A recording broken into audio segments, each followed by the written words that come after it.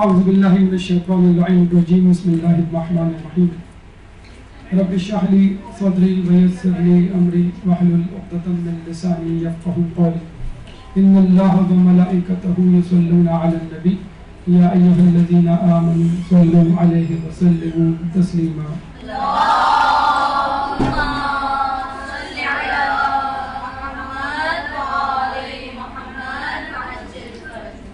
طب رضا اور جدید میڈیکل سائنس کے عنوان سے آج ہماری گفتگو ہے آپ کے سامنے.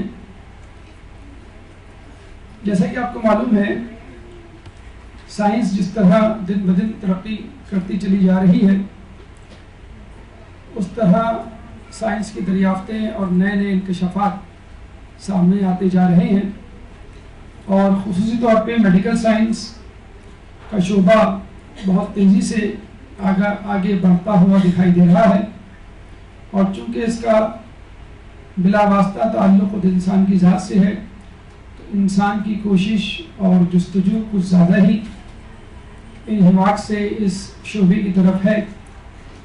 لیکن سائنس کی ترقی کے دور میں پھنس کر کچھ لوگ یہ بھول جاتے ہیں کہ اسلام ایک مکمل دین ہے, ایک مکمل ضابطہ حیات ہے کہ جس نے نہ صرف عبادات بلکہ انسان کی ضروریات زندگی جو دنیاوی طور پر اس پر لاحق ہوتی ہیں ان پہ بھی توجہ دی ہے اور انسان کی زندگی کو ہر پہلو سے مکمل, سہل اور ترقی یافتہ بنانے کی ہر دور میں کوشش کی ہے. اس حوالے سے طب اسلامی کا باقاعدہ ایک شعبہ, ایک میدان وجود میں آ چکا ہے کہ جس میں دین سے محبت کرنے والے اور دنیا کے ساتھ چلنے والے اس بات پر پوری توجہ دیتے ہیں کہ کس طرح اسلامی روایات کو ہم دنیاوی پہلو سے دیکھتے ہوئے اس جدید زندگی میں, اس جدید دور میں اپنے لیے فائدہ مند بنا سکیں. طب اسلامی کے حوالے سے اس وقت مزید جو 3 فروعات ہمارے سامنے ہیں وہ ہیں طب نبوی, طب صادق اور طب رضا. طب نبوی میں رسول اکرم صلی اللہ علیہ وآلہ وسلم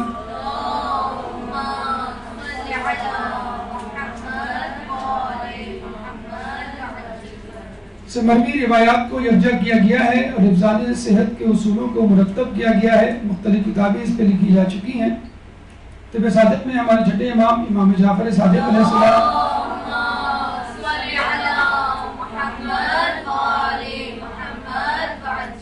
کی ذات گرامی سے متعلق روایات کو جن کا تعلق انسان کی صحت سے جمع کیا گیا ہے اور اس میدان میں بھی کئی کتابیں اور مقالات سامنے آ چکے ہیں. اور آخر میں طب رضا ہمارے 8ویں امام امام علی رضا علیہ السلام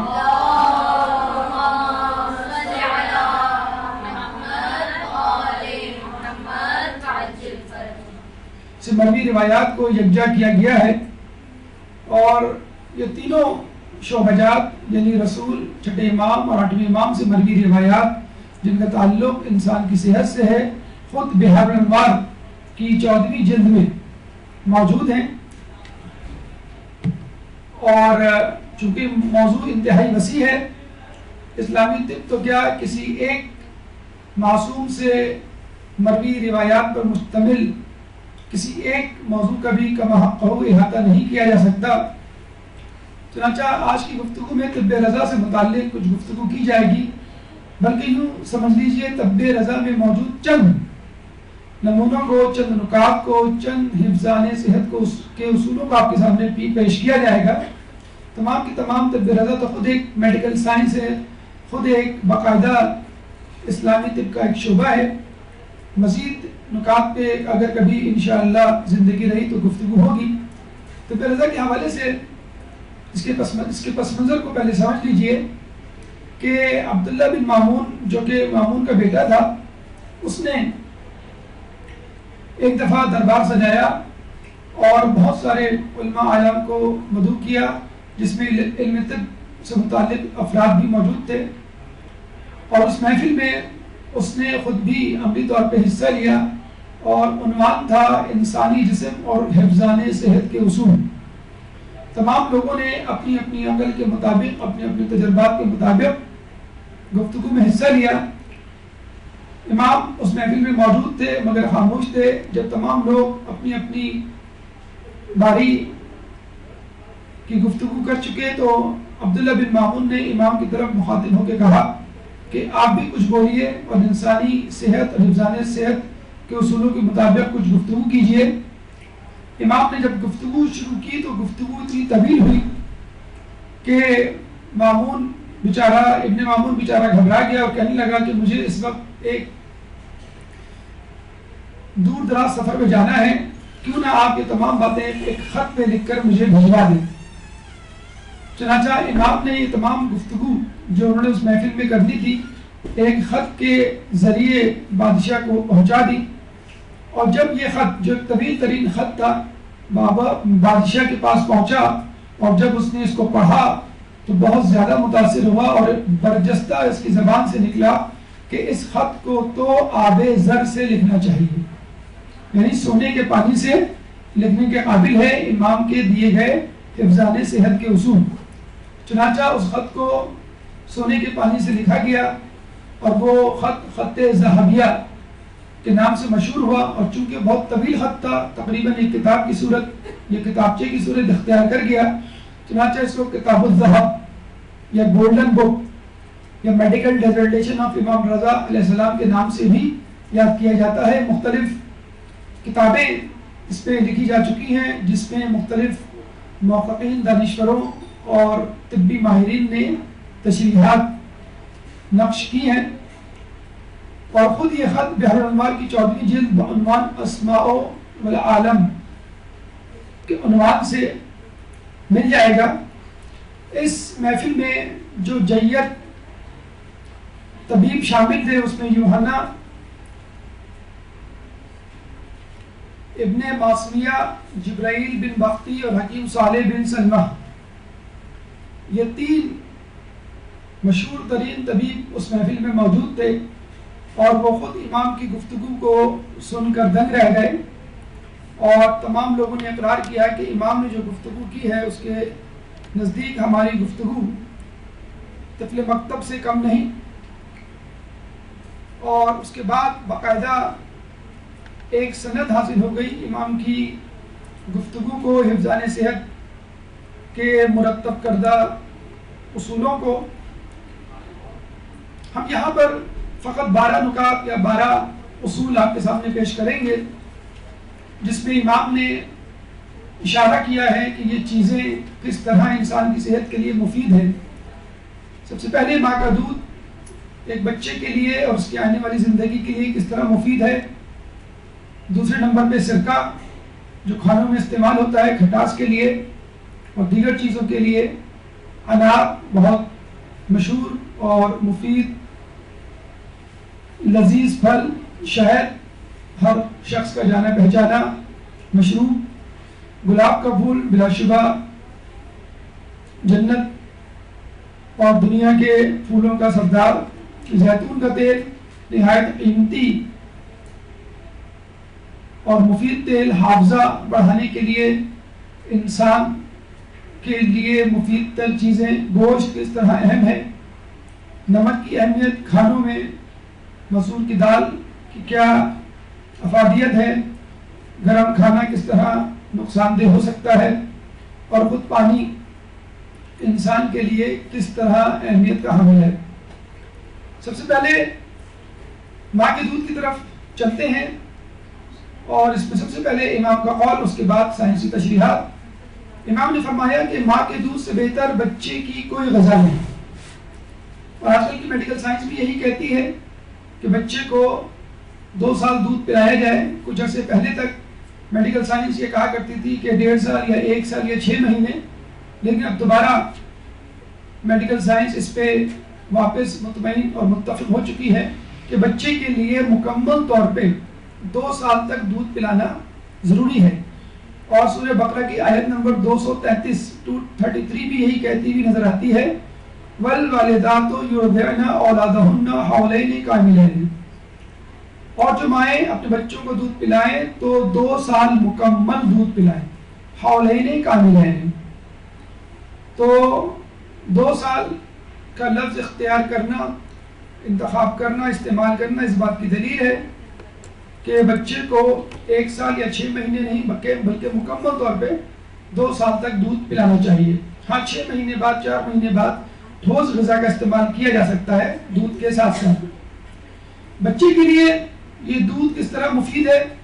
سب سے پہلے تو ماں کے دودھ میں جو کیلشیم، جو غذائیت ہے، وہ خود بچے کے دانتوں کی بیماری کے لیے مفید ہے، یعنی اس کو دانتوں کی بیماری سے بچاتا ہے.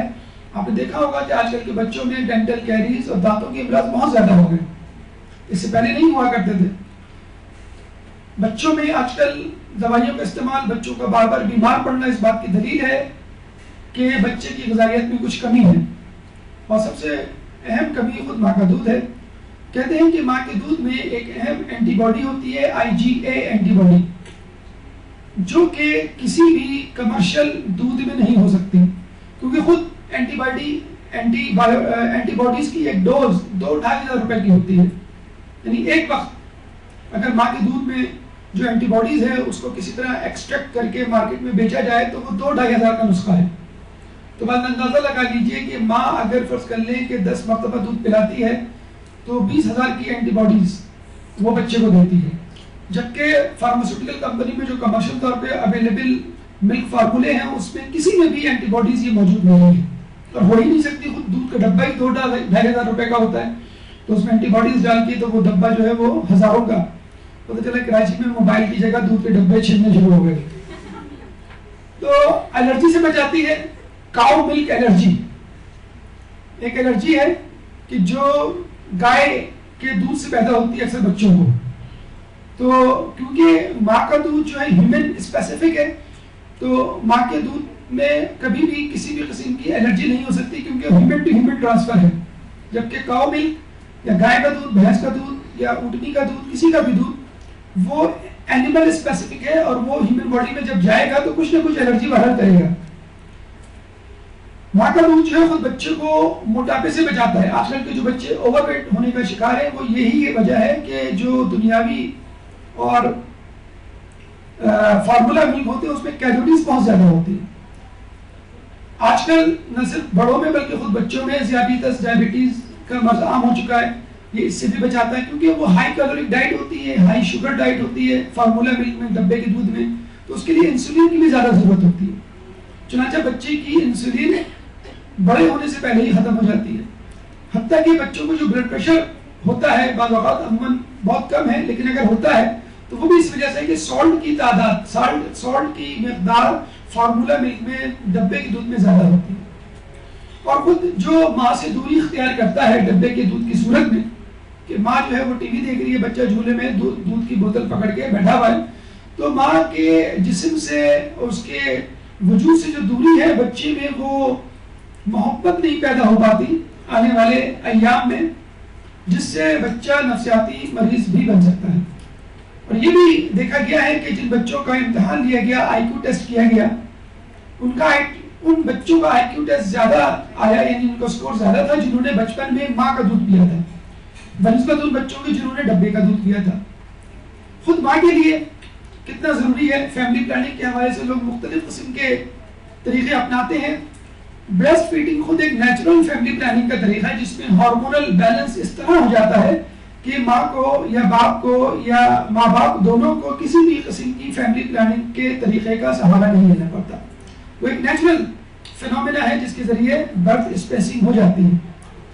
ماؤں کو بچے کی پیدائش کے بعد موٹاپے کا بہت خیال ہوتا ہے، اپنی فکر ہوتی ہے اپنی فگر کی. تو جو موٹاپے کی امید یا جسے کہتے ہیں کہ امکان موجود ہوتا ہے ڈبے کے دودھ کی وجہ سے، وہ کم ہو جاتا ہے.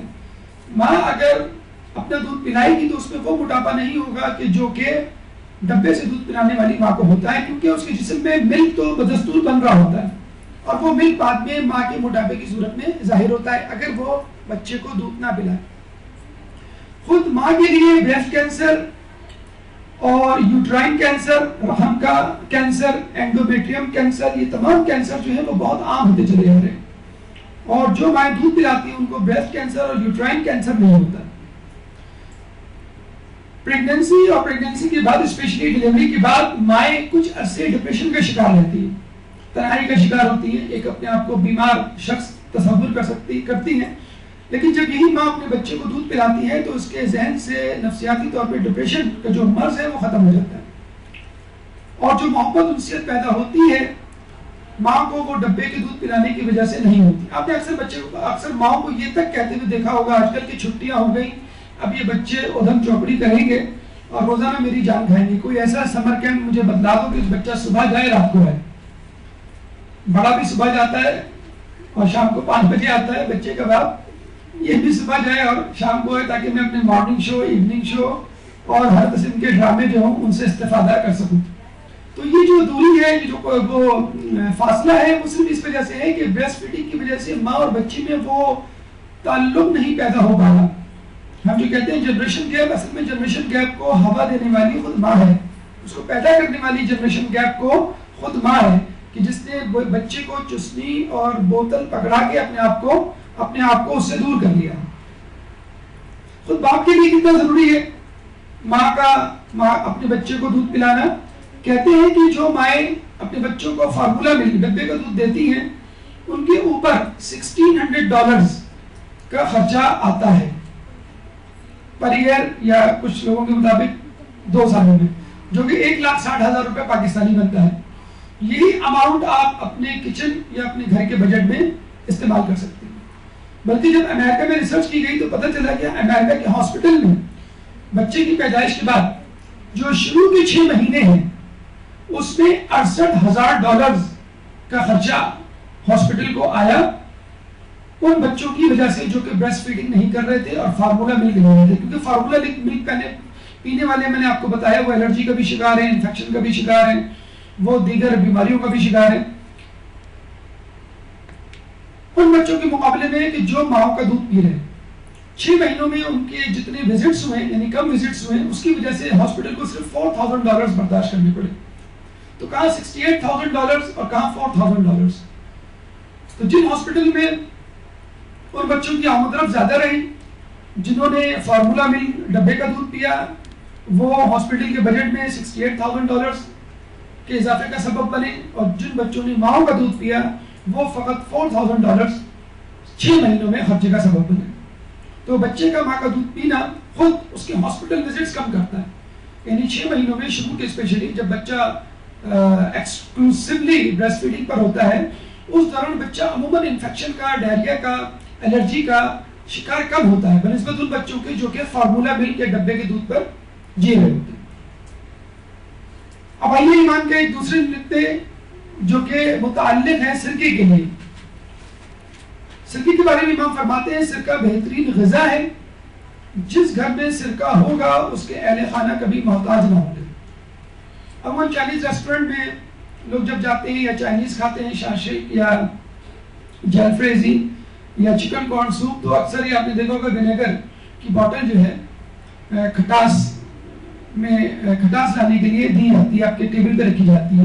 جس طرح ہم لوگ لیمو کا جوس یا لیمو کے قطرے استعمال کرتے ہیں، چند قطرے ٹپکاتے ہیں سلاد میں یا سالن میں یا چاول پہ جو بھی ہم کھا رہے ہوتے ہیں، اس سے کھٹاس پیدا ہو جاتی ہے. تو سرکہ بھی اسی طرح کی ایک چیز ہے. اور سرکے کے لیے ایک عجیب بات یہ ہے کہ یہ فرمنٹیشن آف ایتھنال یعنی وائن، شراب کی فرمنٹیشن کر دیں آپ تو اس سے وجود میں آتا ہے. آپ نے یہ اکثر مثال بھی سنی ہوگی توضیح المسائل میں، جس کو ہم کہتے ہیں انقلاب. جو 12 مطہرات ہیں اس میں ایک انقلاب بھی ہے، یعنی چیز کی حیت تبدیل ہو جائے، یعنی شراب سرکے میں تبدیل ہو جائے تو وہ پاک ہو جائے گی. پاک نہ صرف پاک ہو جائے گی بلکہ کھانے پینے کے قابل بھی ہو جائے گی. تو ایکچولی جب شراب سرکے میں تبدیل ہوتی ہے فرمنٹیشن آف ایتھنال، شراب کی فرمنٹیشن ہو جاتی ہے اور اب وہ ایسیٹک ایسڈ میں تبدیل ہو چکی ہوتی ہے.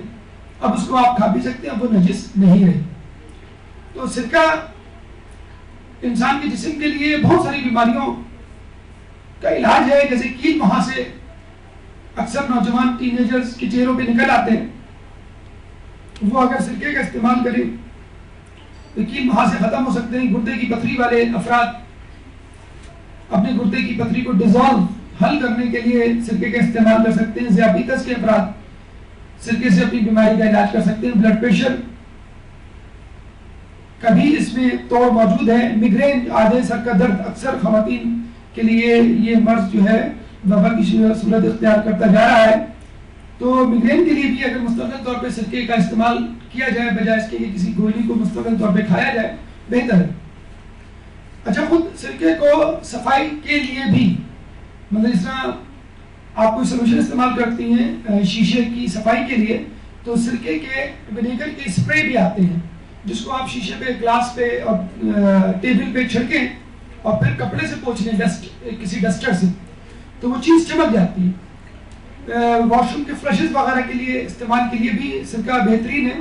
تو نہ صرف انسان کی صحت کے لیے بلکہ گھر کی صفائی کے لیے بھی سرکے کو آپ استعمال کر سکتی ہیں اور انسان کبھی محتاج نہیں ہوگا. تیسرا نقطہ انار کے لیے ہے. بڑا لذیذ اور مشہور پھل لیکن ساتھ ساتھ کافی مہنگا پھل بھی. امام فرماتے ہیں کہ انار میں ایک دانہ جنت کا ہوتا ہے. اتنا قیمتی پھل ہے کہ ایک نہ ایک دانہ جو ہے وہ جنت کا ضرور ہوگا. اسی لیے کہا جاتا ہے کہ اگر کوئی شخص انار کھائے تو پورا انار کھائے. اس میں شیئرنگ اسکیئرنگ والا معاملہ نہیں چلے گا. اگر آپ کو کرنی ہے شیئرنگ تو ہر کسی کے لیے ایک ایک انار لے آئیں. مہنگا پھل ہے لیکن اب آپ اس کے فائدے سنیں گے تو آپ اس کے لیے پیسہ خرچ کرنے سے نہیں ڈریں گے. قرآن میں خدا فرماتا ہے وَكُلُوا وَالزَّيْتُونَ وَالرُّمَّانَ. جب خدا انار اور زیتون کے کھانے کا مشورہ دے رہا ہے تو یقیناً زیتون اور انار میں کوئی نہ کوئی ایسی خوبی کوئی نہ کوئی ایسی بات ہوگی کہ جس کی وجہ سے اللہ تعالیٰ اس کو کھانے کا کہہ رہا ہے. اور یہی نہیں, جنت میں جو باغات ہیں, جنت میں جو نعمتیں ہیں اس میں بھی رمان یعنی انار موجود ہے. فیہما فاکہۃ ونخل ورمان. اور انہی میں یعنی انہی باغات میں کھجور کے درخت بھی ہیں, میوجات بھی ہیں اور انار کے پھل بھی ہیں. تو وہ پھل جو کہ جنت کے لیے منتخب کیا جا چکا ہو یقیناً اس میں کوئی نہ کوئی فائدہ کوئی نہ کوئی بھلائی ہوگی. اور بی بی سیدہ سلام اللہ علیہ کے حوالے سے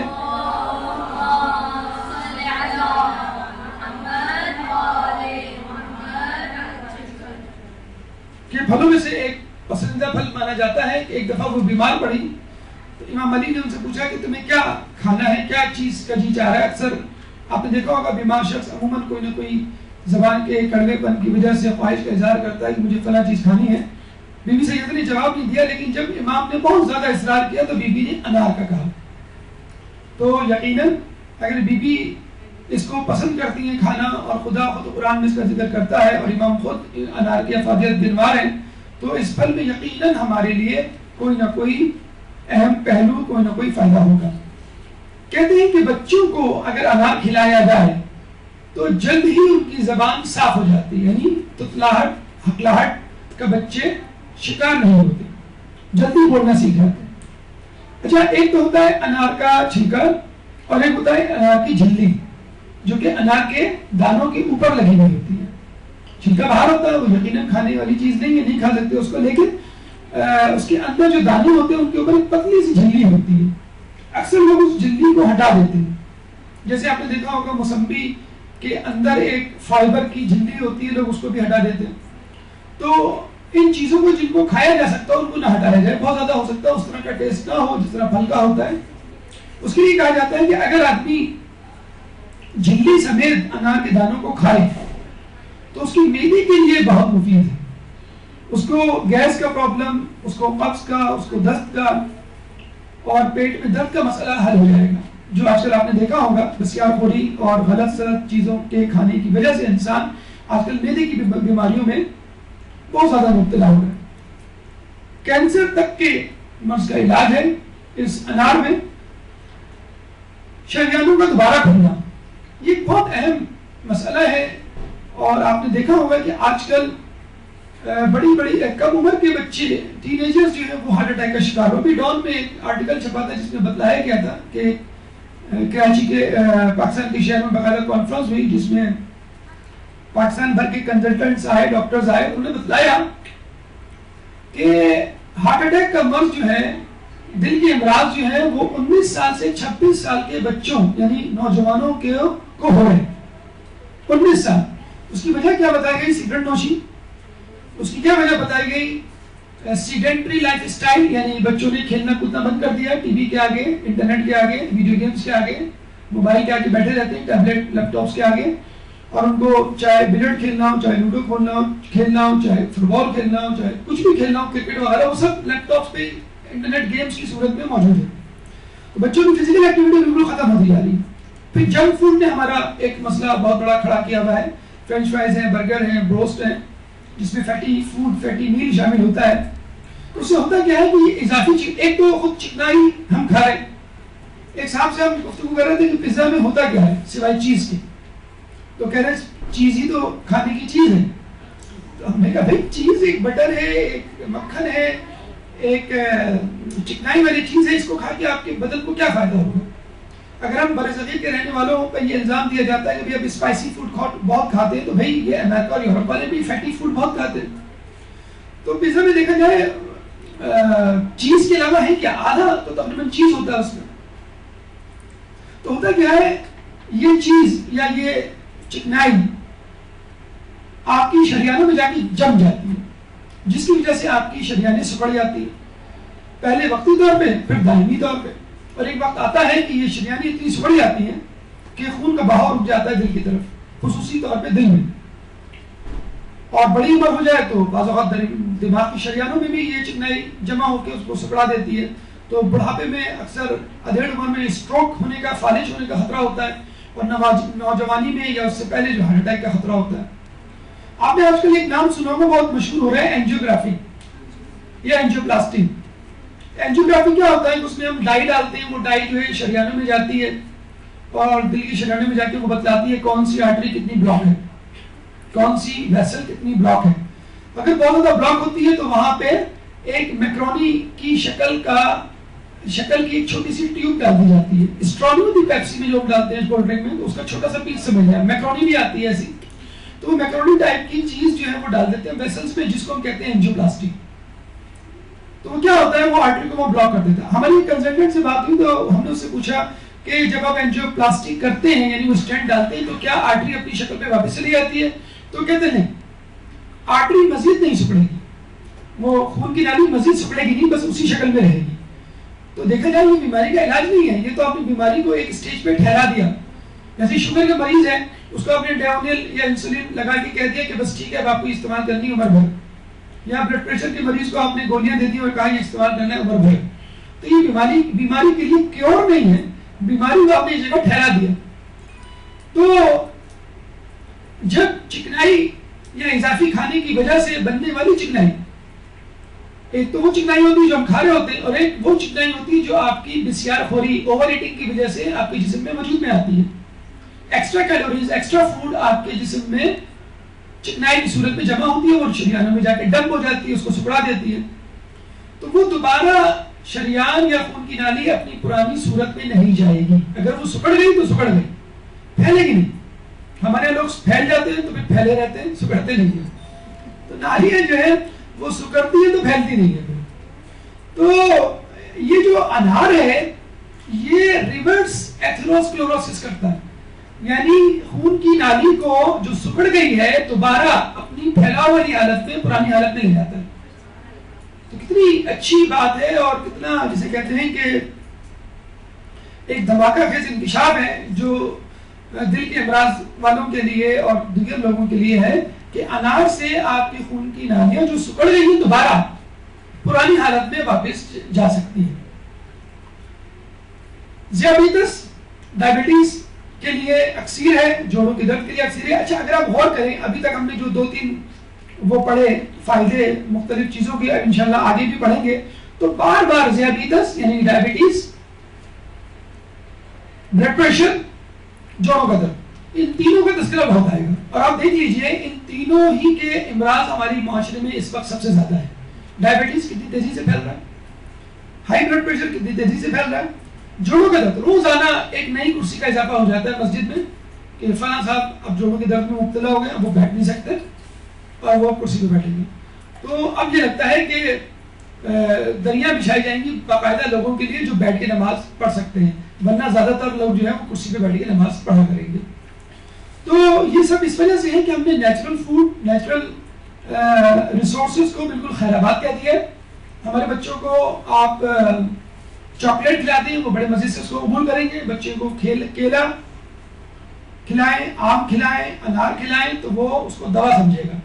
تو خود بھی اس میں ہماری بھی کوتاہی ہے کہ ہم نے کولڈ ڈرنکس کو جو ہے وہ بہت زیادہ مقام دے دیا ہے. شہد اور دودھ کو بالکل جسے کہتے ہیں کہ پیچھے چھوڑ دیا ہے. بچے دودھ پینے کی بجائے ایک زمانے میں بچوں کو دودھ پلا کے سلایا جاتا تھا. بچے روزانہ کسی ایک کولڈ ڈرنک کے بغیر گزارا نہیں کرتے تھے. اسی طرح چاکلیٹ میں اتنی زیادہ مٹھاس ہوتی ہے کہ اگر اس کو آپ کوئی پھل کھلائیں گے تو اس کو پھیکا معلوم ہوگا. ایک کیڈبری کی ایک کٹ کیٹ یا ایک کوکونٹ یا جسے کہتے ہیں کہ دیگر چاکلیٹ بچے کو دیں اور وہ کھائے، اس کے فوراً بعد آپ اس کو آم دے دیں جو سب سے میٹھا پھل ہے، کیلا دے دیں جو میٹھے ترین پھلوں میں شمار ہوتا ہے، انجیر وہ دے دیں، چیکو دے دیں میٹھا ترین پھل ہے، کھجور ہے میٹھا ترین پھل ہے، یہ دے دیں تو ان پھلوں تک کو وہ پھیکا سمجھے گا اور پھینک دے گا. اچھا اب یہ بات جو آپ ابھی سوال آپ کے ذہن میں آتا ہوگا کہ اگر یہ اتنے بڑے بڑے انکشافات ہیں کہ ریورس اسکلیروسس کر دے گا، شریان اپنی جگہ واپس چلی جائے گی، دل کا اٹیک نہیں ہوگا، یہ انگریزوں کو کیوں نہیں معلوم، وہ کیوں نہیں بتاتے؟ بتلاتے ہیں لیکن بہت کم، جو بہت مخلص قسم کے انگریز ہیں. اگر انہوں نے یہ باتیں بہت عام کر دی تو ان کی پروڈکٹس بکنا بند ہو جائیں گی. نیسلے ہے، آپ کے جو دیگر کمپنیز ملٹی نیشنل کمپنیز جو جوس بناتی ہیں، یہ جوس یہ تو کہیں گی کہ اس یہ کمپنیاں یہ تو کہیں گی کہ اس جوس میں خالص انار، خالص آم، خالص سیب کا جوس موجود ہے، لیکن کبھی آپ کو یہ نہیں کہیں گی کہ آپ لوگ انار کھایا کریں، آپ لوگ سیب کھایا کریں، آپ لوگ کیلے کھایا کریں. تو ظاہر سی بات ہے اب لوگ اگر انار، کیلے اور موسمبی کھائیں گے تو ان کا جوس کون خریدے گا؟ رانی جوس سعودیہ میں کتنا مشہور ہے، جو حج پہ عمرے پہ گئے ہوں گے وہ کتنا پی کے آئے ہوں جسے کہتے ہیں وہاں پہ. باقاعدہ اس کو آپ پیے تو آخر میں ڈبے میں سے موسمبی کے پیسز نکلتے ہیں. باقاعدہ اس میں بتایا جاتا ہے، ٹی وی پہ جو ایڈورٹائزمنٹس آتے ہیں مختلف جوس کے، بتایا جاتا ہے کہ بھی دیکھیں یہ پھل درخت سے ٹوٹ کے گرا اور ڈائریکٹ اسی ڈبے میں ہی گر گیا، جلدی سے آپ ڈبہ خرید لیں. یہ کبھی نہیں کہا جائے گا کہ آپ جائیں درخت سے توڑ کر اس کو. پروفٹ یوسف کی مووی دیکھ رہے تھے تو بادشاہ جو ہے اس کا غلام جو ہے وہ انگور کے خوشے کو پریس کر کے باقاعدہ فریش جوس پلا رہا تھا بادشاہ کو. یہاں تو جو بیمار پڑ جائے اس کو انگور دیتے ہیں. ہاں آپ اسی انگور کا جوس ملٹی نیشنل کا لا کے دے دیں، کولڈ ڈرنک دے دیں، وہ بالکل شوق سے پی لے گا. تو یقین کیجئے اب یہ جو میں آپ کو بتاؤں نام ہمیں لینا پڑ جاتا ہے، اس میں آپ کہیں گے شاید آپ کی کسی کمپنی سے انبن ہو گئی ہے. یہ جو ریڈ کلر کا آج کل وہ آیا ہوا ہے جوس ڈرنک اسٹنگ، تو یقین کہیں اس میں کیا ہے، مطلب جو کمپنی میں کام کرنے والے وہ خود بتاتے ہیں ہم 10 چمچے چینی ڈالتے ہیں اور ایک لال رنگ کا کیمیکل. وہ بوری کاکا ہمارے لیے زیادہ بہتر ہیں جو گولڈن مارکیٹ پہ کیمیکل بیچتے ہیں جس سے ہم محرم کی شربت بناتے ہیں. تو وہ اسٹنگ کا شربت اس سے بنتا ہے اور کچھ بھی نہیں ہے اس میں. ریڈ بل ہے اور جتنے بھی انرجی ڈرنکس ہیں ان کے نام پر بیوقوف بنایا جا رہا ہے. اسٹیرائڈ ملا دیا تھوڑا سا انرجی آپ کو آ جائے گی، شوگر ملا دی کیمیکل ٹیسٹ کے لیے ملا دیا، جتنے بھی ڈرنکس ہیں ہم کبھی یہ کہہ رہے ہیں. اچھا اس میں ایک بات بہرحال ہم میں کامن ہے، ایک ٹیسٹ ہے جو زبان پہ رہ جاتا ہے. آپ کوئی بھی کولڈ ڈرنک پیئے، گرین ہو کہ بلیک ہو کہ اورنج ہو، ایک ٹیسٹ ہے جو زبان پہ رہ جاتا ہے. بس وہ ٹیسٹ جب زبان کو لگ جاتا ہے، جسے کہتے ہیں نا انسان کو جب منہ کو جب خون بھی لگ جائے نا تو وہ پھر مردار کھانے کی بھی عادت اس کو پڑ جاتی ہے.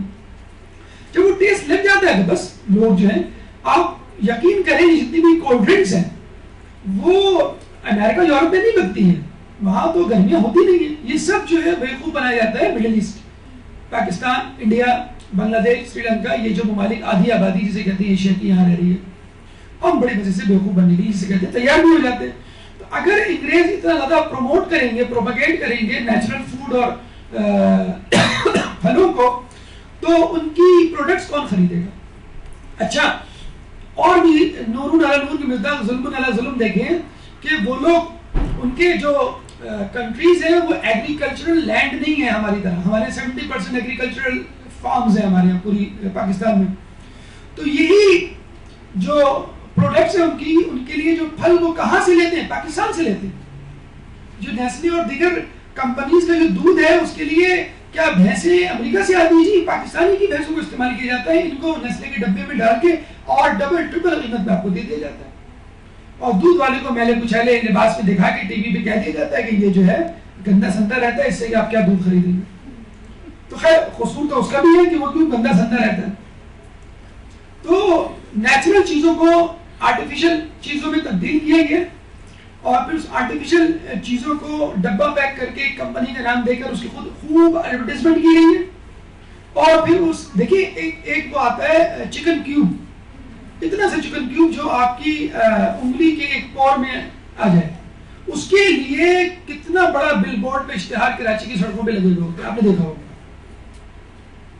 بے دھڑک کیا وہ جملہ ہے کہ دھڑکے سے چکن کے تڑکے، کیا وہ جملہ ہم نے یاد کرنے کی کوشش کی کل سڑک پہ چلتے ہوئے، وہ دیکھا ہم نے اتنا بڑا بورڈ میں دیکھنا پڑنا یہ اشتہار کس چیز کا، خالی بورڈ پڑا ہوا ہے تو بیچ میں ایک ڈاٹ نقطہ لگا ہوا ہے، وہ کیوں تھا وہ اس کا کہ کچھ نہیں تو مسور کی دال میں چکن کا یہ کیوب ڈال کے مزے لو چکن کے. یہ تو مطلب جسے کہتے ہیں خامخواہ میں مسلط کی گئی یہ چیز کہ بس ٹیسٹ ہونا چاہیے، چاہے حلیم کھا رہے ہو چاہے مسور کی دال، چکن ہونا چاہیے. اسی طرح اور چیزوں کا ٹیسٹ ہونا چاہیے، لیکن اصل چیز وہ جسے کہتے ہیں غائب ہے. وہ کبھی نہیں کہیں گے آپ دالیں کھائیں. دالیں اور سبزیاں پاکستان میں وافر مقدار میں موجود ہیں. اگر لوگ یہ کھانا شروع کر دیں گے تو پھر کیا ہوگا؟ تو ان کی چیزیں کون خریدے گا؟ محبت خود بخود ختم ہو جائے گی. اگر انسان گوشت سے سبزی اور پھل پر اتر ہے تو ہمارا تو اوڑھنا بچھونا ہی سبزی اور پھل ہے. 70% پاکستان کا زرعی علاقہ. اچھا صرف پاکستان میں ہی جتنے بھی آپ کے ماڈریٹ کلائمیٹ کے ایریاز ہیں، یہ تمام مسلمان کنٹریز ہیں زیادہ تر، ان میں جو ہے یہ چیزیں زیادہ ہوتی ہیں ایگریکلچرل، مطلب سبزیاں اور پھل. اور امریکہ کینیڈا یورپ میں یہ چیزیں نہیں ہوتی بلکہ کمپنیز ہوتی ہیں وہاں پہ. وہ لوگ یہی چیزیں پھل سبزی فروٹ یہ لے کے جاتے ہیں اور وہاں پہ برانڈ بنا کر آپ کو بیچ دیتے ہیں. جس طرح ایک زمانے میں انڈیا سے کاٹن انڈیا سے لے کے جاتے تھے انگلینڈ، اور اس کاٹن کا کپڑا بنا کر ولایتی کپڑا برانڈ لگا کے انگلینڈ کا فرام یو کے امپورٹڈ فرام یو کے کا ٹھپا لگا کر انڈیا والوں کو بیچ دیا جاتا تھا. جس میں ایک زمانے میں انہوں نے دھمکی بھی دیتی تھی انڈیا والوں کو کہ اگر تم ہماری بات نہیں مانو گے تو ہم انگلینڈ سے کپڑا امپورٹ کرنا چھوڑ دیں گے، نہیں منگائیں گے تمہارے لیے کپڑے. تو گاندھی جی نے باقاعدہ اس کا منہ توڑ جواب دیا اور اپنے گھر میں چرخہ لگایا، چرخہ لگا کے سوت سے کاٹن بنانا شروع کر دیا. خود لٹھے کے کپڑے بغیر سلے ہوئے جو احرام ہم پہنتے ہیں وہ احرام گاندھی جی نے پہننا شروع کر دیا. تو مطلب وہ میسج حج کا احرام مسلمانوں کے لیے تھا اور گاندھی نے اس پہ عمل کر کے جسے کہتے ہیں بدلا دیا. کچھ چیزیں ہماری ہیں وہ لوگ استعمال کرتے ہیں اور کچھ چیزیں ان کی ہیں، مثلا انڈین فلمیں ہم استعمال کرتے ہیں. بات برابر ہو گئی. تو آپ نے دیکھا کہ یہ کس طرح آپ کو نیچرل لائف سے دور لے جا کر. اچھا اب یہ الگ بات ہے کہ اب امریکہ اور یورپ میں ایسے گروپس پیدا ہو گئے جو یہ کہتے ہیں کہ بھائی نیچرل لائف اسٹائل کی طرف آئیے، یعنی آپ نیچے سوئیے، یعنی آپ جو ہے وہ پانی کا استعمال زیادہ کریں، یعنی آپ ویجیٹیبل اور فروٹس کا استعمال زیادہ کریں، آپ جو ہے آرٹیفیشل سویٹنر اس کا استعمال کم کریں، جو پریزروڈ فوڈ ہیں ان کا استعمال کم کریں، فریش فوڈ کا استعمال زیادہ سے زیادہ کریں. لیکن ظاہر بات ہے نقار کھانے میں طوطی کی آواز کون سنے گا؟ یہ وہ لوگ ہیں جن کی کمپنیز نہیں ہیں، جو ملٹی نیشنل کمپنیز ہیں ان پہ قبضہ یہودیوں کا ہے یا ان لوگوں کا جو کہ استعمار کے حوالی ہیں.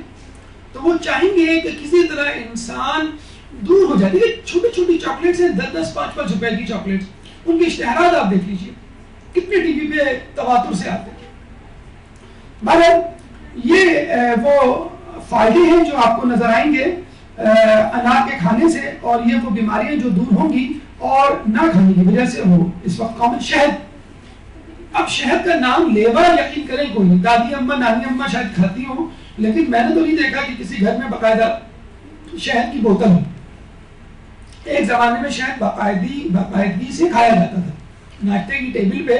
اب جو ہے جیم اور مارملیڈ موجود ہوتا ہے. اب جو ہے وہ جیلی جو ہے بچوں کو کھلائی جائے گی، بہت میٹھی ہوتی ہے، لیکن شہد نہیں. ضروری ہے، میں نے آپ کو بتایا نا کہ آرٹیفیشل اور کیمیکل چیزوں کا ٹیسٹ ہمارے منہ کو لگا دیا گیا اور نیچرل فلیور جو ہے ہمارے منہ سے چھین لیا گیا. شہد کا ایک نیچرل فلیور ہے جسے کہتے ہیں کہ جو شہد کی مکھی بناتی ہے نیچرل چیز ہے، اس کو چھوڑ کر آپ جو ہے وہ جیلی اور دوسری سویٹ چیزوں کی طرف. امام فرماتے ہیں شہد میں شفا ہے اور شہد کا تحفہ واپس نہیں کرنا چاہیے. اتنی تاکید ہے اکثر آپ نے دیکھا ہوگا کہ لوگ گاؤں دیہات جاتے ہیں تو آپ واپسی میں آپ کے لیے اچھا پہلے لوگ منگایا کرتے تھے اپنی ماسی سے یا کسی شخص سے جو ان کا جاننے والا ہو, چوکیدار ہو, جو گاؤں جاؤ بھائی اپنے ملک سے شہد ضرور لے کر آنا. وہ بڑے محبت سے آپ کے لیے شہد لے کے آتا تھا, یا دیسی گھی ضرور لے کر آنی. اب وہ چیزیں مفقود ہو چکی ہیں. امام فرماتے ہیں کہ شہد میں شفا ہے اور شہد کا تحفہ واپس نہیں کرنا چاہیے. اگر تم اس کو حقیقی سمجھو گے کہ یہ کیا تحفہ ہوا ہے, تو کھانے پینے کی چیز بھی, تو اس کو واپس نہیں کرنا چاہیے. کیوں؟ اب آپ دیکھ لیں کتنے فائدے ہیں. ایک اور جگہ حدیث میں آیا ہے کہ جو شخص مہینے میں کم از کم ایک مرتبہ شربت شہد پیے اور خدا سے اس شفا کا تقاضا کرے کہ جس کا قرآن میں ذکر ہے, تو وہ اسے 70 قسم کی بیماریوں سے شفا بخشے گا, بشرط یہ کہ آپ کا ایمان ہو, بشرط یہ کہ یقین ہو کہ اللہ نے اس شہد میں کوئی خوبی, کوئی فائدہ رکھا ہے, اور اس یقین کے ساتھ جب آپ اس کو استعمال کریں گے, وہ بھی مہینے میں. دیکھیں امام کہہ رہے ہیں, ان کو معلوم تھا کہ امت جو ہے وہ کس طرف چلی جائے گی, چاکلیٹ اور جیلی اور جیمز کی طرف, تو کم از کم مہینے میں ایک مرتبہ آپ شہد کا استعمال کر لیں.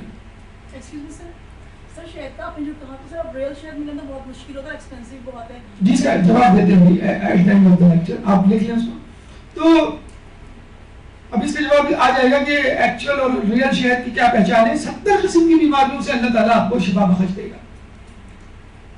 تو بجائے اس کے کہ آپ جلد یا بدیر سونر اور لے کر جو ہے آپ اپنے گولیوں پر آئیں, آپ شہد کا استعمال شروع کر دیں اس سے پہلے کہ شہد کو بطور دوا سمجھ کے آپ استعمال کریں, اور اس میں یقین کی کیفیت جسے ہونی چاہیے. کتنی بیماریوں کو آپ سے دور کر دے گا؟ 70 قسم کی بیماریوں کو اللہ تعالیٰ دور کر دے گا. وَأَنْهَارٌ مِّنْ عَسَلٍ مُصَفًّى, جنت کی نہروں میں شہد کی نہروں کا بھی تذکرہ ہے, دودھ کی نہروں کا, شہد کی نہروں کا. یہ دو اہم نہریں ہیں جن کا باقاعدہ نام لے کے تذکرہ کیا گیا ہے کہ, اور آب کوثر کے بھی بارے میں کہا گیا ہے کہ شہد سے زیادہ شیریں, دودھ سے زیادہ سفید, برف سے زیادہ ٹھنڈا. تو شہد کی نہروں کا باقاعدہ جنت میں تذکرہ ہے کہ وہاں پہ شہد کی نہریں ہوں گی. اچھا ایک اور بات اللہ تعالیٰ نے کی ہے اور بڑی عجیب انداز سے کہ انسان سن کر دنگ رہ جاتا ہے. وَأَوْحَىٰ رَبُّكَ إِلَى النَّحْلِ, اللہ تعالیٰ نے وحی کی ہے شہد کی مکھی کو, أَنِ اتَّخِذِي مِنَ الْجِبَالِ بُيُوتًا, کہ تم اپنا چھتا بناؤ. کہاں؟ پہاڑوں پر. وَمِنَ الشَّجَرِ, درختوں پر. وَمِمَّا يَعْرِشُونَ, اور چھتوں پر. ان 3 جگہوں پر اللہ تعالیٰ نے وحی کی ہے شہد کی مکھیوں کو کہ وہ اپنا چھتا بنائے. دیکھیں اگر قرآن نعوذ باللہ اللہ کی کتاب نہ ہوتا تو یقین کریں شہد کا چھتا کہیں اور بن چکا ہوتا, اور وہ لوگ بڑے آرام سے کہہ چکے ہوتے دیکھیں شہد جو ہے وہ فلاں فلاں جگہ چھتا بناتی ہے, قرآن میں تو کہیں اور لکھا ہوا ہے. جب یہ 3 چیزوں کو تذکرہ کر دیا تو بس 3 ہی جگہوں پہ شہد کا چھتا نظر آئے گا آپ کو, پہاڑوں پر, درختوں پر اور چھتوں پر. اچھا دیکھیے کیوں تذکرہ کیا گیا ہے. اللہ نے یہ تو نہیں کہا کبوتروں کو, پرندوں کو تم اپنا گھونسلہ بناؤ, یا گھوڑوں کو کہ تم اپنا استبل بناؤ, یا چونٹیوں کو کہ تم اپنا بل بناؤ. بلوں سے نکلنے اور جانے کا تذکرہ ہے, لیکن گھر کو بنانے کا تذکرہ نہیں ہے.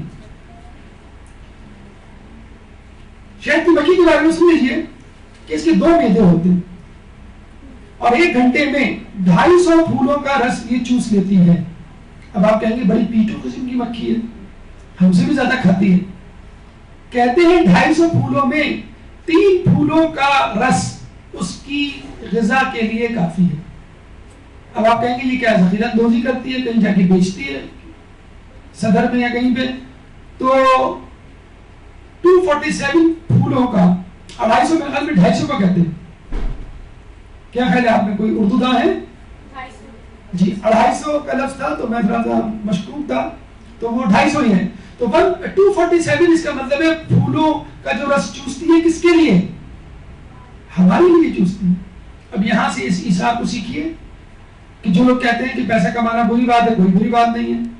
اچھا ضرورت سے زیادہ کما سکتے ہیں, کما لیے, بالکل کما لیے, کمائیے. کس کے لیے؟ اپنے دوست احباب رشتہ داروں کے لیے, تاکہ ان کی مدد کر سکیں. تو شہد کی مکھی 1 گھنٹے میں 250 پھولوں کی طرف کیوں جاتی ہے؟ فقط 3 پھول کی طرف جائے. کون سا جانور ہے جو آپ کے لیے کھاتا کماتا ہے؟ تو شہد کی مکھی یعنی یوں سمجھ لیجئے 0.5% اپنے لیے کام کر رہی ہے اور 99.5% آپ کے لیے کام کر رہی ہے. اور 1 گھنٹے میں 24 کلومیٹر کا سفر طے کرتی ہے، یعنی یہاں سے روزانہ وہ ایئرپورٹ جا رہی ہے، روزانہ 24 کلومیٹر۔ آدھا کلو شہد کے لیے کہتے ہیں یہ پوری دنیا کا چکر لگا چکی ہوتی ہے، پوری دنیا کا چکر، اور اس کے لیے اس کو 20 لاکھ پھولوں کا رس چوسنا پڑتا ہے۔ آدھا کلو ایک مکھی کو آدھا کلو شہد جمع کرنے کے لیے۔ اس کا گھر مسدس ہیگزاگونل ہوتا ہے، ایک گھر میں ایک چھتے پہ 50,000 مکھیاں رہ سکتی ہیں۔ شہد کی مکھی کو بدبو بہت ناپسند ہے، گندگی ناپسند ہے۔ اگر کوئی شخص بدبودار ہاتھ یا بدبودار لباس کے ساتھ شہد کے چھتے میں ہاتھ ڈالنے کی کوشش کرے تو اس کو کاٹ لیتی ہے، ورنہ نہیں کاٹتی۔ تو یہ بھی عجیب بات ہے، اگر شہد کی مکھی ایک مرتبہ کاٹ لے، ایک مرتبہ ڈنک مارنے کے بعد خود مر جاتی ہے، شرم سے مر جاتی ہے بیچاری کہ میں نے کیوں کاٹا۔ انسان نہیں شرماتا گندا رہنے سے یا اس کو چھیڑنے سے، جسے کہتے ہیں۔ تو ہم لوگوں میں تو بہت مشہور ہے نا کہ شہد کے چھتے میں تم نے ہاتھ دیا، فلاں کو چھیڑا، سمجھ لو شہد کے چھتے کو تم نے چھیڑ دیا۔ تو ایسا نہیں ہے، صرف جو بدبودار ہاتھ یا لباس کے ساتھ شہد کے چھتے کے قریب جائے بدبو سے بہت گھبراتی ہے، حالانکہ یہ چیز تو مسلمانوں کا وصف ہونا چاہیے، صفائی نصف ایمان ہے۔ اور ایگزیکٹلی ایک سائز کے دیکھیے، اگر ہم خود اپنی آپ کو کہا جائے کہ تم اسکیل سے ہیگزاگونل شیپ بناؤ 10 کی 10 شیپ آگے پیچھے تھوڑی سی سینٹی میٹر ملی میٹر آگے پیچھے ہوگی۔ آپ دیکھ لیجئے شہد کی مکھیاں کس طرح ایگزیکٹلی ہیگزاگونل شیپس کے گھر بناتی ہیں۔ ایک ملکہ مکھی ہوتی ہے، ملکہ مکھی کی طرح یہ مطلب یہ نہیں ہے وہ سانس بن کے بیٹھ گئی میرے ہاتھ دباؤ پیر دباؤ چائے لاؤ کھانا پکاؤ، نہیں، وہ خود مکھیوں کے ساتھ گھومتی ہے اور شہد جمع کرتی ہے، اور ہاؤس کیپنگ بھی، مطلب وہ بیوز بھی ہوتی ہے جو کہ سارے گھر کے کام کا صفائی ستھرائی کرتی ہے۔ تو باقاعدہ یہ تمام مکھیوں کا ایک جسے کہتے ہیں کہ جتھا ہوتا ہے جو پورے شہد کے چھتے کو مینٹین کر رہا ہوتا ہے۔ مصر میں تو کہا جاتا ہے کہ شہد کے چھتے ایسے بھی ہیں جو ملین ایئرز پہلے سے ہیں، لاکھوں سال پہلے سے ابھی تک موجود ہیں۔ اچھا، ایک فائدہ جو عموماً ہم سے پوشیدہ ہے، ایک تو بات یہی پوشیدہ تھی کہ شہد کی مکھی جو شہد بناتی ہے وہ حقیقتاً 3 پھول اپنے لیے اور 247 پھول ہمارے لیے ہوتے ہیں۔ ایک چیز ہوتی ہے پالینیشن، آپ نے سنا ہوگا بیولوجی میں کہ جب پالن گرینز میل پارٹ جو ہوتا ہے پھولوں کا وہ فیمیل پارٹ کی طرف جاتا ہے اسی پھول میں یا کسی اور پھول میں، تو باقاعدہ فرٹیلائزیشن ہوتی ہے، نیا پودا بنتا ہے۔ تو یہ جو شہد کی مکھی ہے جب کسی پھول پہ بیٹھتی ہے تو میل پالن گرینز کی ٹانگوں سے باڈی سے چپکتے ہیں، اور جب وہ دوسرے پھول کی طرف جاتی ہے تو یہ پالن گرینز وہاں ڈسچارج ہوتے ہیں، وہاں گرتے ہیں رگڑ سے، تو نیا پھل پودا وجود میں آتا ہے۔ کہتے ہیں کہ اگر دنیا سے شہد کی مکھیوں کو ختم کر دیا جائے تو ہم 1 لاکھ پودوں سے محروم ہو جائیں۔ 1 لاکھ پودے کا مطلب یہ نہیں ہے کہ ایک ہی قسم کے بہت سارے پودے، نہیں، 1 لاکھ کا مطلب ہے فرض کر لیں ایک قسم کا پودا ہے گیندے کا پھول، تو گیندے کے پھول یعنی تمام کے تمام گیندے کے پھولوں سے ہم محروم ہو جائیں، گلاب کا پھول، چمیلی کا پھول یا کوئی درخت، 1 لاکھ قسم کے جسے کہتے ہیں کہ پودوں سے ہم محروم ہو جائیں کہ جو سائڈ ایفیکٹ کے طور پہ شہد کی مکھی انجام دیتی ہے۔ کیا فائدے؟ بہترین فائدے، امیونٹی، قوت مدافعت زیادہ کرتی ہے، انرجی پروڈیوس کرتی ہے۔ ہم انرجی ڈرنکس کے پیچھے پڑے ہوئے، آپ شہد پیجئے، انرجی ڈرنک کے برابر ہے۔ جو چھوٹے موٹے جلنے کے زخم ہوتے ہیں وہ اس سے جسے کہتے ہیں مندے میل ہو سکتے ہیں، اینٹی فنگل ہے یہ۔ شہد پی کے نیند بڑی اچھی آتی ہے، ہمارے یہاں ٹی وی کا جب تک ریموٹ کنٹرول ہاتھ میں نہ ہو نیند نہیں آتی۔ کف سپریشن، جن لوگوں کو کھانسی ہوتی ہے کہتے ہیں بس وہ ایک جسے کہتے ہیں کہ قطرہ لے لیں یا انگلی پہ لگا کے تھوڑا سا اپنے حلق میں لگا لیں، کافی ہے، آپ کو کھانسی نہیں ہوگی۔ خود آپ کی آنتوں میں کچھ خاص قسم کے بیکٹیریا جن کی آپ کو ضرورت ہے ان کی گروتھ میں بڑی مفید ہے۔ سور تھروٹ، گلے کی خراش کے لیے بڑی مفید چیز ہے شہد۔ انرجی ختم کرتا ہے انسان کے جسم سے۔ اسکن کی جسے کہتے ہیں جاذبیت یا اس کی گرو میں، چمک میں اضافہ کرتا ہے۔ کولیسٹرول کا لیول کم کرتا ہے، شہد، اور اینٹی آکسیڈنٹ ہے، یعنی زہریلے مواد کو ختم کرتا ہے۔ ہاں یہ بات ذہن میں رکھیے گا کہ بعض لوگوں میں یہ ایک مسکانسیپٹ ہے کہ ذیابیطس کے مریض بھی شہد استعمال کر سکتے ہیں، تو ایسا نہیں ہے کہ ان کو اس طرح ہی احتیاط کرنی ہے شہد سے جس طرح ان کو شوگر سے احتیاط کرنی ہے۔ ہاں عام افراد کے لیے بہرحال یہ ایک کھلا آپشن ہے جس کو آپ استعمال کر کے اپنی صحت کو بہتر بنا سکتے ہیں۔ اصلی شہد ملتا نہیں ہے، حقیقت میں بہت صحیح بات ہے۔ اصلی شہد کی خود امام نے پہچان بتلائی ہے، جس کو سونگنے سے پیاس لگے، خود امام نے بتلایا، اور سونگنے سے گرمی لگے تو وہ خراب شہد ہے، یعنی استعمال کے قابل نہیں، جس کو سونگنے سے پیاس لگے۔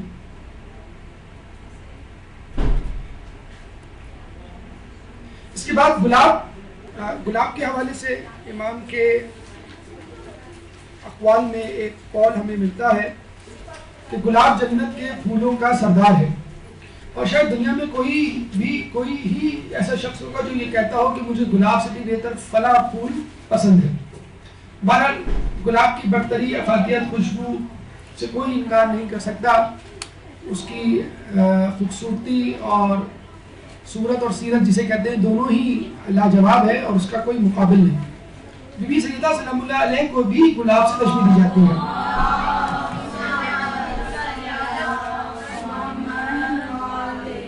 اور امام بھی کہتے ہوئے نظر آتے ہیں کہ بی بی ایک پھول تھی جنت کا کہ جو جنت سے آیا تھا اور اپنی خوشبو میرے ذہن میں چھوڑ گیا۔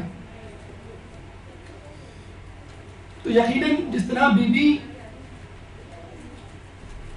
گلاب پھولوں کا سردار ہے، اسی طرح خود بی بی بھی عورتوں کی سیدۃ النساء العالمین، عورتوں کی سردار ہے۔ لیکن تف ہے اس امت پہ کہ جس نے اس گلاب کے پھول کو بھی ظلم کا نشانہ بنایا۔ کہتے ہیں کرسٹوفر کولمبس جب امریکہ دریافت کرنے گیا تو رستہ بھول گیا، اور اس کے جو ساتھی تھے وہ بہت زیادہ مایوسی کا شکار ہونے لگے، تو انہوں نے سمندر میں دیکھا ایک گلاب کی ٹہنی تیر رہی ہے، تو وہ امید افزا ہوئے کہ کہیں قریب کوئی خشکی کا علاقہ موجود ہے، جب یہ گلاب، کیونکہ گلاب سمندر میں نہیں مل سکتا، تو یہ گلاب کسی خشکی سے آئے، تو اس گلاب کی ٹہنی کی وجہ سے انہوں نے وہ سفر جاری رکھا۔ تو اگر یہ گلاب کی ٹہنی نہ ہوتی تو شاید امریکہ دریافت نہ ہوتا، ویسے اچھا ہی ہوتا، لیکن چلے بہرحال اب تو ہو گیا۔ ڈپریشن، بے خوابی اور جوڑوں کا درد، یہ تین چیزیں اگر آپ خود غور کریں، کبھی آپ کا موڈ آف ہو تو گلاب کا پھول سونگھ لیں، اور کہتے ہیں اس سے نیند بھی بڑی اچھی آتی ہے۔ خود گلاب کا عرق استعمال کرنے سے جوڑوں کا درد جسے کہتے ہیں کہ وہ ختم ہو جاتا ہے۔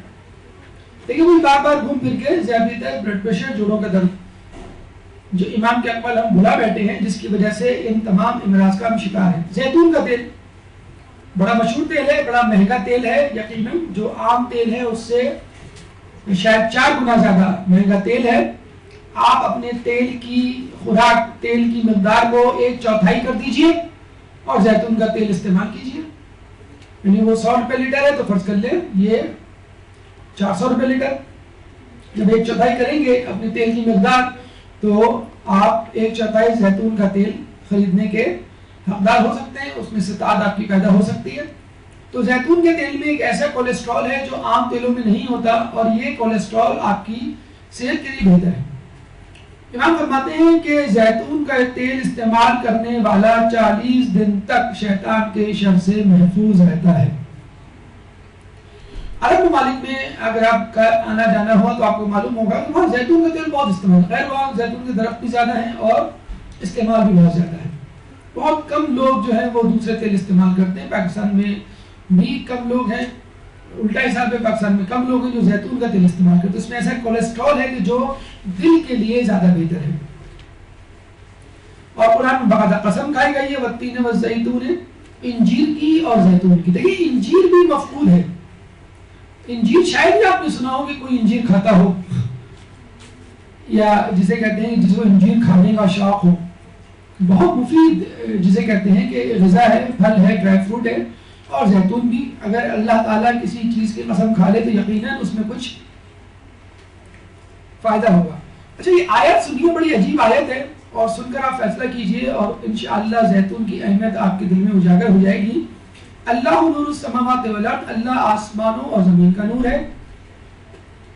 مثل نورہ کمشکات فیہا مصباح، اس کے نور کی مثال اس طرح کی ہے کہ جس میں چراغ ہو. المصباح فی زجاجۃ، اور چراغ شیشے کی قندیل میں ہو. الزجاجۃ کأنہا کوکب دری، اور قندیل ایک چکمکاتے ستارے کی مانند ہو. یوقد من شجرۃ مبارکۃ زیتونۃ، جو زیتون کے بابرکت درخت سے روشن کیا جائے. لا شرقیۃ ولا غربیۃ، جو نہ مشرق والا ہو نہ مغرب والا ہو.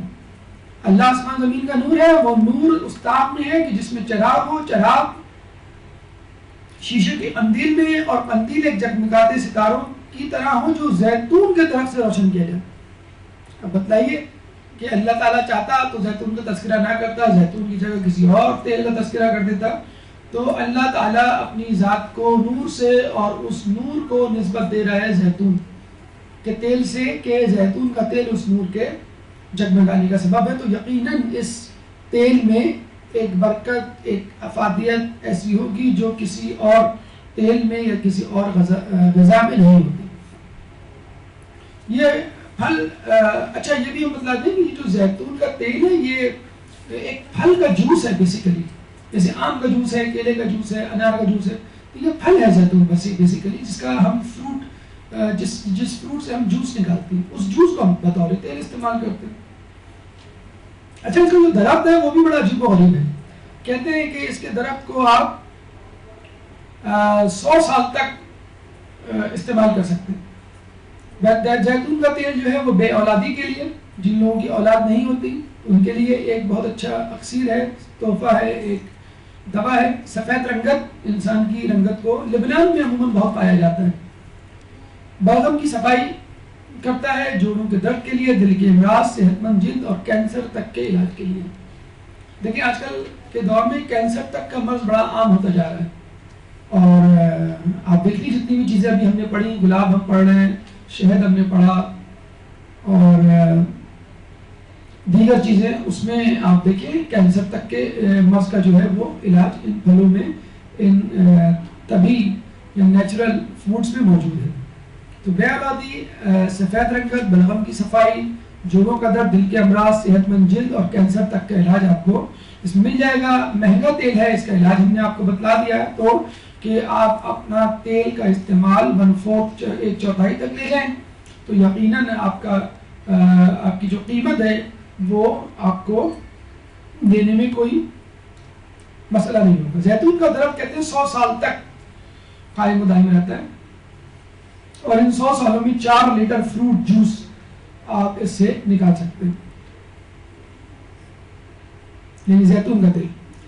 حافظے کے لیے لوگ اکثر شکایت کرتے ہوئے نظر آتے ہیں کہ ہمارا حافظہ کمزور ہے، چیزیں ہمارے ذہن میں نہیں رہتی، جو رہتی ہیں وہ فوراً اڑ جاتی ہیں. اس کا ایک سبب تو یہ ہے کہ ہم نے مشینوں پہ انحصار کرنا شروع کر دیا ہے. جب کیلکولیٹر آیا تھا لوگوں نے پہاڑے یاد کرنے چھوڑ دیا، پہاڑ لگنے لگے، اور اب جو ہے وہ کمپیوٹر آ گیا ہے تو آپ کو جو ہے وہ باقی چیزیں بھی آپ بھول گئے. بلکہ آپ یہ یاد کرتے ہیں، آپ سے پوچھا جائے کہ فلاں چیز آپ کو یاد ہے تو آپ کہتے ہیں یہ کس فائل میں رکھی ہوئی ہے، اور یہ فائل جو ہے وہ کس جگہ ہے. یہ آپ کو یاد رکھنا آج کل جو ہے وہ مشکل ہو جاتا ہے. تو وہ چیز خود بذات خود کیا یاد ہوگی. لوگوں کو اپنا نمبر نہیں یاد ہوتا، پوچھیں تو کہیں گے کہ آپ جو ہے وہ میں آپ کو مس کال دیتا ہوں، نمبر آ جائے گا، آپ خود دیکھ لیجیے گا کہ میرا نمبر کیا ہے. قرآن پڑھنے، شہد کھانے اور دودھ پینے سے حافظہ بڑھتا ہے. ٹونک نہ کھائیں، کسی قسم کا کوئی ٹوٹکا استعمال نہ کریں، فقط قرآن پڑھیں، شہد کھائیں اور دودھ پئیں. ان تینوں سے آپ کا حافظہ بڑھے گا. قرآن کے حوالے سے آپ کو معلوم ہے حافظ قرآن جو ہوتا ہے وہ حامل قرآن ہوتا ہے، 6000 سے زیادہ جملوں آیات کا حامل ہوتا ہے، ان کو ازبر کیا ہوا ہوتا ہے. تو اس کے لیے یہ کہنا کافی ہے کہ جو شخص 6000 سے زیادہ آیات کو، پورے قرآن کو، 30 پاروں کو حفظ کر سکتا ہے بغیر سمجھے، تو وہ ایک ایسی کتاب، ایسے مضمون، ایسے سبق کو کیوں نہیں یاد کر سکتا جو اس کو سمجھ میں آ رہا ہو. آج کل بڑا ٹرینڈ ماشاءاللہ چل گیا ہے، بڑی خوشی ہوتی ہے کہ بچے جو حافظ قرآن ہیں وہ بڑی تیزی سے آگے بڑھ رہے ہیں. اکثر ماں باپ جو ہے بچوں کو اپنے اسکول سے نکلوا لیتے ہیں، 2 سال قرآن حفظ کرواتے پھر دوبارہ اسکول میں ڈال دیتے، اور بچہ وہ 2 سال کمپنسیٹ کر لیتا ہے. یعنی 6ٹھی کلاس یا 4تھی کلاس میں آپ نے بچے کو نکالا، حفظ کروایا، اور 8ویں کلاس کا ٹیسٹ دے کر 8ویں کلاس میں ڈلوا دیا. وہ اپنے دوستوں سے بھی پیچھے نہیں رہا اور قرآن بھی حفظ کر لیا. اس کو ٹیسٹ ہی تو دلوانا ہے. ابھی ہمارے ایک جاننے والے تھے، ان کی بچی تھی، اس کو ایک اسکول میں ایڈمیشن لینا تھا. وہ کلاس 6 کی بچی تھی، 7 میں ایڈمیشن لینا تھا، غلطی سے وہ کلاس 8 کا ٹیسٹ دیا، یہ پاس بھی ہو گئی، کلاس 8 میں ڈال دیا اس کو. ان کے پاس پرانا ریکارڈ نہیں تھا اسکول کا. انہوں نے کہا کہ بھئی آپ کون سا ٹیسٹ دیں گے؟ انہوں نے کہا 8ویں کا. انہوں نے 8ویں کا دیا، وہ 8ویں میں چلی گئی. بیٹھے بٹھائے دیکھیں، ان کو کچھ کرنا بھی نہیں 1 سال آپ کا. تو یہ غیر شیعہ افراد میں یہ ٹرینڈ بہت عام ہو گیا ہے کہ پہلے بچوں کو حفظ کروا دو، اس کے بعد بچے کا ذہن اتنا تیز ہو جائے گا کہ وہ ہر چیز پڑھ لے گا. امریکہ میں ایک صاحب گئے اپنے بچے کو لے کے اور کہا کہ دیکھیے میرا بچہ 12 سال کا ہے، اس نے حفظ کر لیا، اس نے نہج البلاغہ حفظ کر لی، اس نے صحیفہ کاملہ فلاں فلاں. تو نعوذ باللہ ایک شخص کھڑے ہو گئے، کہنے لگے آپ نے بچے کی عمر کو ضائع کر دیا. 12 سال ہو گئے، اس نے اسکول کی شکل نہیں دیکھی، دنیاوی تعلیم نہیں حاصل کی، فقط قرآن اور نہج البلاغہ آپ رٹوا رہے ہیں. یہ کیا کرے گا آگے چل کر؟ تو انہوں نے کہا کہ آپ کی خیال میں کیا میرا بچہ پیچھے رہ گیا؟ بالکل پیچھے رہ گیا. 12 سال کا بچہ جو ہے ہماری 6ٹھی کلاس میں ہوتا ہے. کہتے ٹھیک ہے، آج سے میں بچے کو پڑھانا شروع کرتا ہوں، اور جو 6ٹھی کلاس کا بچہ ہے اس کے برابر انشاءاللہ میرا بچہ چند سالوں میں، اور چند سالوں میں وہ بچہ اس 6ٹھی کلاس کے بچے کے برابر آ گیا. یعنی جب تک وہ 10ویں تک پہنچا، کلاس 10 تک، یہ بچہ بھی 10 تک پہنچ گیا. اور کراچی میں ہمارے ہاں تو شاید نہیں، اور جگہوں پر ایسا سیٹ اپ ہے کہ وہ بچے کو 3 یا 4 سال یا 2 سال حفظ کرواتے ہیں، اور اس کے بعد 2 کلاسوں کا سلیبس ایک ساتھ پڑھوا دیتے. یعنی فرض کر لیں بچے کو آپ نے 10 سال تک حفظ کروایا اور اس کو 15 سال میں میٹرک کرنا ہے. تو انہوں نے کیا کیا کہ 11ویں سال میں آپ نے اس کو کلاس 1 کلاس 2 دونوں کا سلیبس ایک ساتھ پڑھوا دیا. پھر 12ویں سال جو ہے کلاس 3 کلاس 4 کا سلیبس، پھر 5 6 7 8 9 10. 15 سال میں اس نے 9 10 کا ایگزام ایک ساتھ پاس کر لیا. تو ہماری آپ سے گزارش ہے، اور اکثر اب جگہ ہم یہ کہتے ہیں بچوں کو کہ بچوں تم جتنی آیات یاد کر سکتے ہو یاد کرو. دیکھیے ہمارے یہاں کتنا بڑا المیہ ہے کہ ہمارے بچے اسکول جاتے ہیں، وہی بچے شام کو ٹیوشن بھی پڑھ رہے ہوتے ہیں. اگر فرض کر لیجیے ہم اپنے بچوں کو اسکول نہ بھیجیں اور صرف ٹیوشن پڑھائیں، تو کیا ہمارے بچے اس ایگزام میں پاس نہیں ہوں گے؟ بالکل پاس ہوں گے. تو اس کا مطلب کیا ہوا کہ اسکول والے ہمارے بچے کا ٹائم ویسٹ کر رہے ہیں، اور ہم فقط لوگوں کی دیکھا دیکھی اسکول بھیج رہے ہیں. By the and of the day بچے کو ٹیوشن تو لینا ہی ہے. تقریباً ہر جگہ چپے چپے پہ جو ہے وہ کوچنگ سینٹر اور گروپ ٹیوشن سینٹر اور بچوں کو پڑھانے والی خواتین اور مرد ہر گھر میں، ہر محلے میں آپ کو مل جائیں گے. اگر آپ تھوڑی دیر کے لیے غور کریں، اپنے بچے کو فرض کر لیں آپ صبح حفظ کے لیے بھیج دیں، اپنے بچوں کو حفظ کے لیے آپ نے بھیج دیا مدرسے، وہ دوپہر میں آیا، اس نے ریسٹ کیا تھوڑا سا، اور ٹیوشن والے سر آ گئے جس نے وہ سارے سبجیکٹ جو بھی پڑھتا ہے وہ پڑھا دیا اس نے. یا آپ نے خود بیٹھ کے، اگر فرض کر لیں چھوٹا بچہ ہے 3ری 4تھی 5ویں جماعت میں، آپ نے خود پڑھا دیا. تو کیا وہ 2 سالوں میں حفظ بھی اور اسکول کی تعلیم ساتھ ساتھ نہیں کر سکتا؟ اور پھر آپ نے جا کے 2 سال بعد اسکول والوں کو کہا کہ آپ اس کا ٹیسٹ لے لیجئے. بچہ کلاس 4 میں نکالا آپ نے فرض کر لیجئے، اور کلاس 6 کا ٹیسٹ دے دیا. کیوں نہیں دے سکتا بچہ ٹیسٹ؟ تو اتنا بڑا جسے کہتے ہیں کام آپ اپنے بچے کے لیے کر لیں گے کہ اچھا حفظ کرے گا، اس کے ساتھ آپ عربی گرامر، قرآن کی گرامر کو سکھا دیں، تو جو وہ پڑھے گا اس کو سمجھ بھی آ رہا ہوگا، وہ لطف اٹھائے گا اس بات کا، گناہوں سے دور رہے گا، تبلیغات میں ان چیزوں کا اس کا استعمال ہوگا. اس کے بعد نہج البلاغہ اور صحیفہ کاملہ کو ازبر حفظ کرنے کی راہیں اس کے لیے کھل جائیں گی. تو جو بچوں کو ہم دیکھتے ہیں کہ ٹی وی اور انٹرنیٹ اور موبائل اور گلی میں گھنٹوں کھڑے رہ کے باتیں کرنا، ٹائم ویسٹ کرنا، اور گندی باتیں، گندی چیزیں اور گالیاں، بولنگ، ایک دوسرے کا مذاق، یہ جو بچے انوالو ہو رہے ہیں، ماؤں کا سر دکھ جاتا ہے. باپ پریشان ہو جاتے ہیں بچے کو سدھارتے بچے سدھر کے نہیں دیتے. صرف ایک حل ہے بچے کو سدھارنے کا واحد، بچے کو مصروف کر دیں. بچے کیا بڑوں کو سدھارنے کا بھی یہی طریقہ ہے. ہم اپنے آپ کو بھی بگڑنے سے اسی وقت سدھار سکتے ہیں کہ جب ہم اپنے آپ کو پازیٹیو ایکٹیویٹیز میں سرگرمیوں میں مصروف نہ کریں. اگر آپ مدرسے میں اس وقت نہ بیٹھے ہوتے تو کیا کر رہے ہوتے؟ سو رہے ہوتے, ٹی وی کے آگے بیٹھے ہوتے, کسی سے گپ شپ کر رہے ہوتے بس.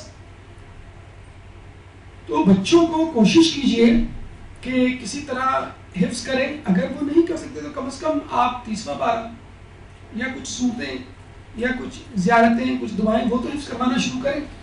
اور یہ ہم نے دیکھا غیر شیعہ افراد میں اہل تسنن میں یہ بہت زیادہ ٹرینڈ ہو گیا ہے.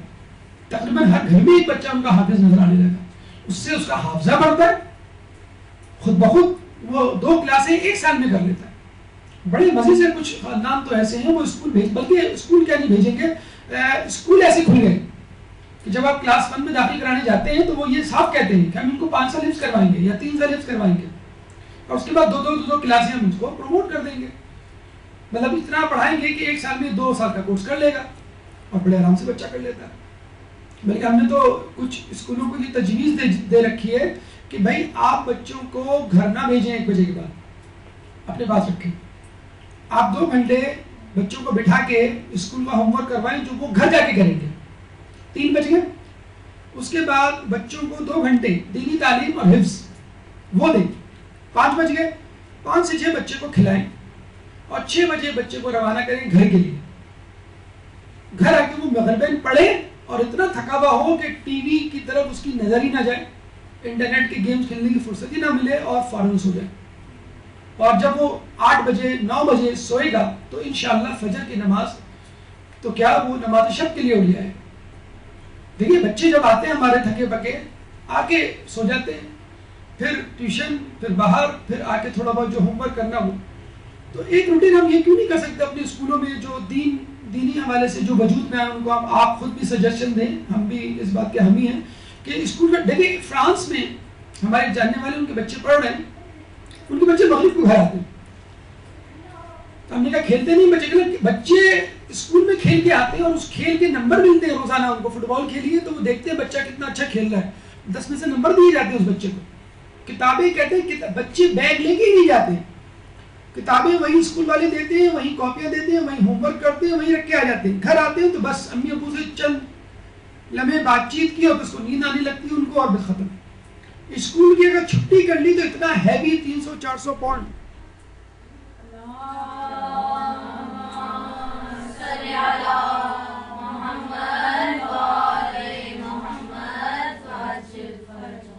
تو یہ ایک اچھا طریقہ ہے. اپنے اسکول والوں کو توجہ دلائیے اور خود اگر یہ اسٹیپ اٹھا سکیں تو یہ اسٹیپ اٹھائیے. بچے ہمارے بہت انڈر پروڈکٹیو جا رہے ہیں, مطلب بالکل لگے بندے اسٹائل سے ہم چل رہے ہیں. بچوں کو او لیول اور میٹرک اور انٹر کروا کے ہم سمجھ رہے ہیں 12 سال میں کہ بہت تیر مار دیا, کوئی تیر نہیں مارا. بچے 12 سال میں انٹر اور او لیول کیا اس سے زیادہ کچھ کر سکتے ہیں, دینی تعلیم بھی ساتھ ساتھ کر سکتے ہیں. بلکہ ہمارا تو یہ دعویٰ ہے کہ میٹرک تک بچہ, آپ بچے کو کلاس 1 سے فارسی سکھائیں, کلاس 5 سے اس کو عربی سکھائیں اور اس کے بعد لغہ شروع کر دیں. اور بچے کو میٹرک کے بعد پوچھیں بیٹا آپ عالم دین تو بن چکے, اب بتاؤ تم مجتہد بنو گے ڈاکٹر, مجتہد بنو گے کہ انجینئر, مجتہد بنو گے کہ چارٹرڈ اکاؤنٹنٹ. اتنا بچے کو آپ میٹرک تک او لیول تک فیڈ کر دیں دینی تعلیم. آٹومیٹیکلی آپ علم دین کا سبجیکٹ رکھ دیں. بعد ہم نے دیکھیں پاکستان اسٹڈی اور اسلامیت بھی تو رکھا ہوا ہے نا, میڈیکل, انجینئرنگ, اکاؤنٹنگ میں پاکستان اسٹڈیز اور اسلامیت کا کیا عمل دخل ہے, لیکن ہم نے 2 سبجیکٹس رکھے ہوئے. تو جب حکومت یہ 2 سبجیکٹس رکھ کر اور ہمیں مجبور کر سکتی ہے ان کو پڑھانے پر, تو ہم اپنے بچوں کو عربی, فارسی, لمحہ اور ان تمام کتابوں کو ایک ہر یعنی 10-12 کتابیں ہوتی ہیں. اگر آپ حوض علمیہ جائیں اور پوچھیں صرف میر, عوامل, ہدایہ, سمدیہ, سیوطی, لمحہ, رسائل, مقاصد, کفایہ, کچھ کتابوں کے 2 والیومز ہیں, کچھ کتابوں کے 1 ہیں, تو ان میں 12 کتابیں ہوتی ہیں. آپ کلاس 1 سے شروع کر دیں, ایک کتاب. شروع میں عربی پڑھائی جاتی ہے, ضربوں کی گردان ہوتی ہے, فارسی کی گرامر ہوتی ہے, تو وہ شروع میں آپ کروا دیں تو 12 سال میں 12 کتابیں وہ کر لے گا. تو انٹر کے بعد آپ کے بچے کے ساتھ میں عوامہ ہوگا آٹومیٹیکلی, وہ عالم دین بن چکا.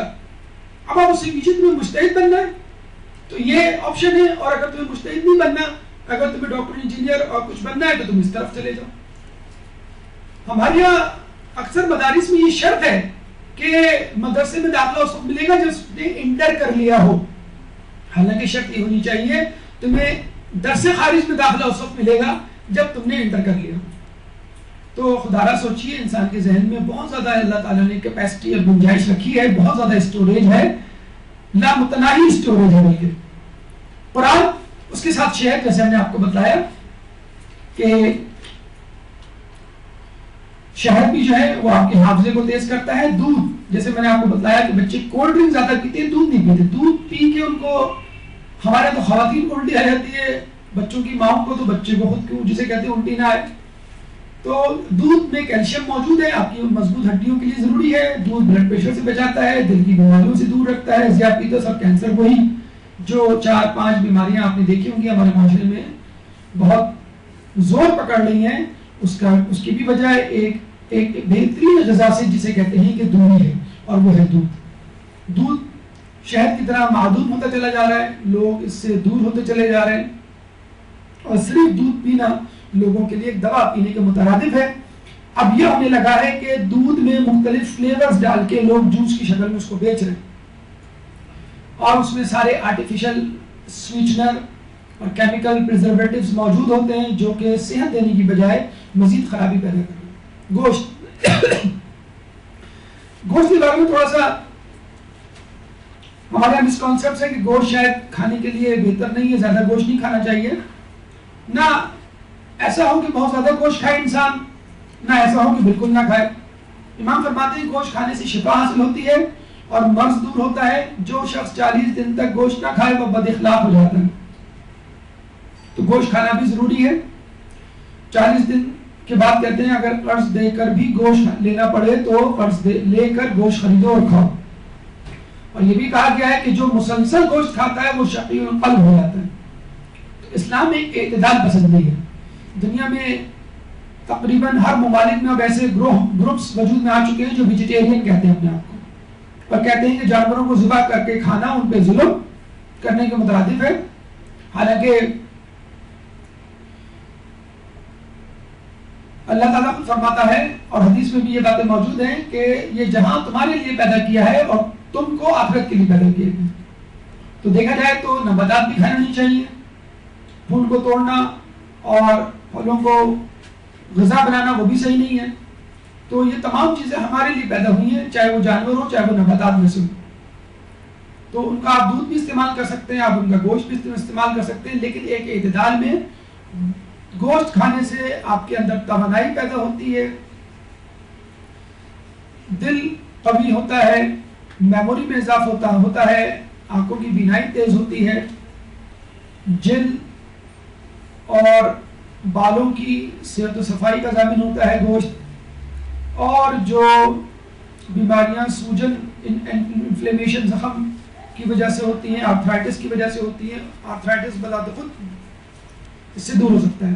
لیکن بس وہی بات ہے کہ اگر بہت زیادہ گوشت کھایا جائے گا, اس کا لیکن بہترین طریقہ اگر فارمولہ اگر آپ کو استعمال کرنا ہو تو کر سکتی ہیں آپ, کہ 2 دن گوشت, 2 دن سبزی, 2 دن دال. یہ آپ اپنے گھر میں ایک روٹین بنا لیں, اور ایک دن بچوں کو نانی کا لے جائیں, اب وہ ان کی مرضی ہو کچھ بھی کھلائیں, ٹھیک ہے.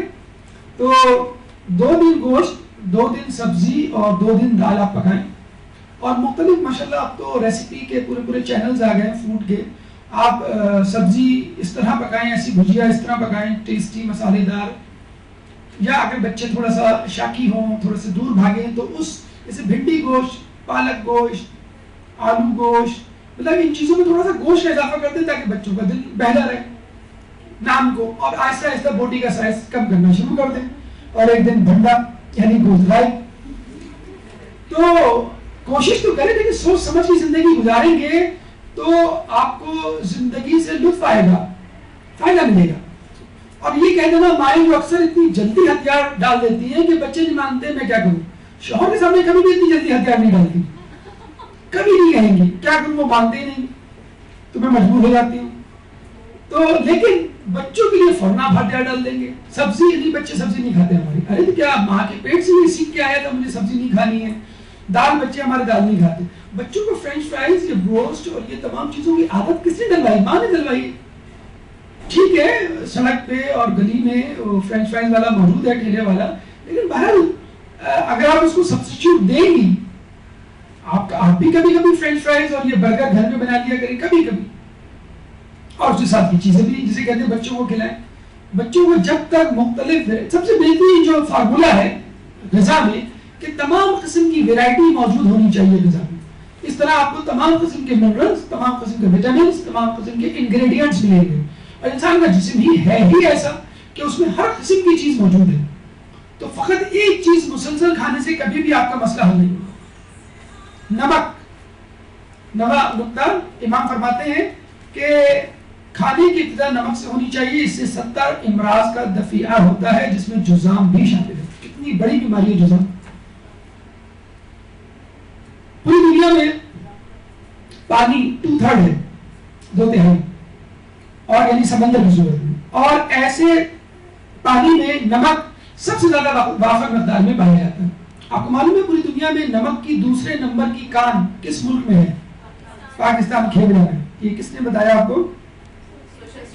ماشاء اللہ، میں سمجھا میں نے بتایا. اچھا دیکھیے، چلیے ایک تو ہمارا خیال ہوا. تو کھیبڑا یہ پاکستان میں موجود ہے.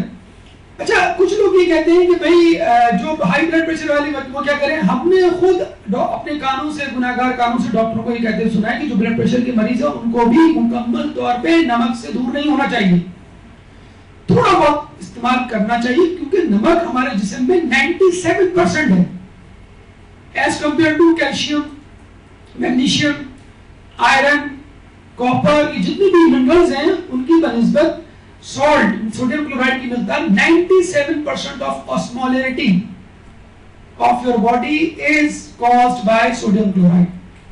تو اگر آپ نمک سے کھانے سے پہلے ہلکا سا یعنی 2-4 دانے ذرے، آپ کو یہ نہیں کریں گے چمچہ بھر آپ نمک لیں، 2-4 ذرے اگر آپ اس کو پھانک لیں گے تو کوئی ایسا مذائقہ نہیں جسے کہتے ہیں. آپ آٹے میں بھی تو نمک ملاتے ہیں، بار نہ بھی ملائے تو آٹے چاول میں کچھ نہ کچھ تو نمک، بہرحال جس طرح شوگر موجود ہے نشاستہ، اس میں نمک بھی موجود ہے. تو یہ فلوئڈ بیلنس مینٹین کرتا ہے آپ کی باڈی میں. آپ کی جو رگیں ہیں ان میں جو نرو امپلسز ہوتے ہیں، جیسے آپ کوئی چیز چھوتی ہیں تو وہ گرم یا ٹھنڈی محسوس ہوتی ہے، وہ نرو امپلس نمک کی وجہ سے ایک جگہ سے دوسری جگہ ٹرانسفر ہوتے ہیں. ایسیڈیٹی کو کنٹرول کرتا ہے. مسل کریمپس جو ہو جاتے ہیں، پٹھے اکڑ جاتے ہیں، ان کو کنٹرول کرتا ہے، اور نیوٹرائنٹس کو ایبزارب کرتا ہے. اچھا ایک دلچسپ آپ کو ہم وہ بتائیں اس کی توجہ.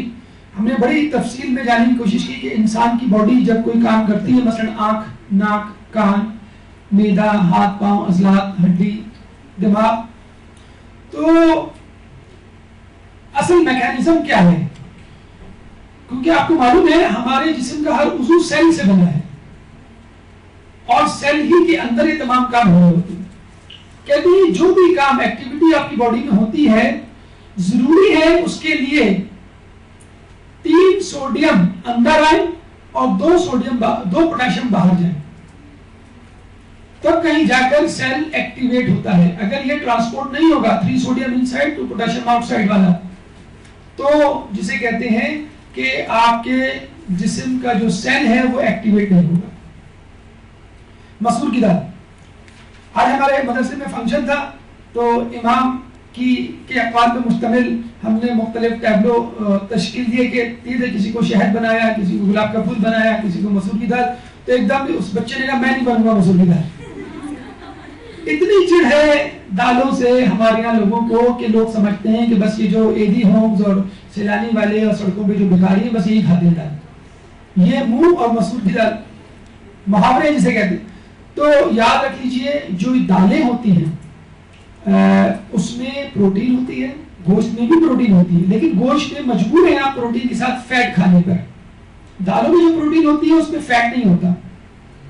نمبر 2، 1 کلو دال ½ کلو گوشت کے برابر ہوتی ہے exactly calories wise, protein wise. اب لوگ کہیں گے ابھی 1 کلو دال کون کھائے گا، ہم تو پھٹ جائیں گے 1 کلو دال کھا کے جسے کہتے ہیں.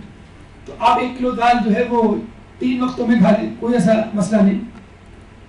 امام فرماتے ہیں کہ مسور کی دال 70 انبیاء کی غذا ہے، اس سے دل نرم ہوتا اور آنسو پیدا ہوتے ہیں. یقین کیجئے آپ دال کھا کے دیکھیے، آپ کو خود احساس ہوگا. جس دن آپ دال کھائیں گے، اسپیشلی مسور کی دال، آپ کو احساس ہوگا. دیکھیں یہ جو اکثر آپ نے سنا ہوگا، محسوس بھی کیا ہوگا کہ آج کل لوگ مجلسوں میں بیٹھتے ہیں، رونا نہیں آتا.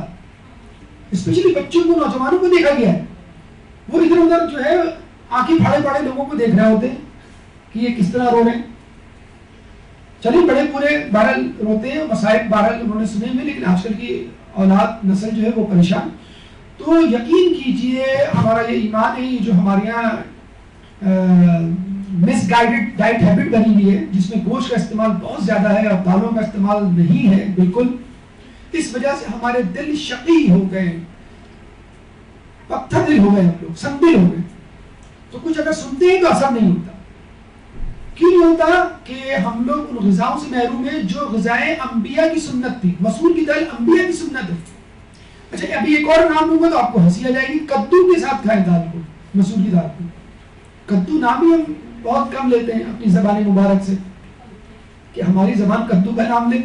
رسول کو بڑا پسند تھا کدو، اور یہ کہا جاتا ہے کہ مسور کی دال کو کدو کے ساتھ، امام کا قول ہے، مسور کی دال کو اگر کدو کے ساتھ کھاؤ گے تو دل نرم ہوگا، اور اگر صرف کدو کھاؤ گے تو غمگین دل کا سرور واپس آ جائے گا، آپ کا دل خوش ہو جائے گا، عقل میں اضافہ ہوگا صرف کدو کھانے سے. رسول کی سنت ہے کدو کھانا. ہمارے یہاں یہ دیکھیں، میں تو کہتا ہوں کہ ہمارے اوپر یہ عذاب الہی ہے کہ اب جو بھنڈی ہے وہ بھی 120 روپے کلو مل رہی ہے. جسے کہتے ہیں کہ پہلے لیڈی منہ نہیں لگاتی تھی، اب لیڈی فنگر منہ نہیں لگاتی.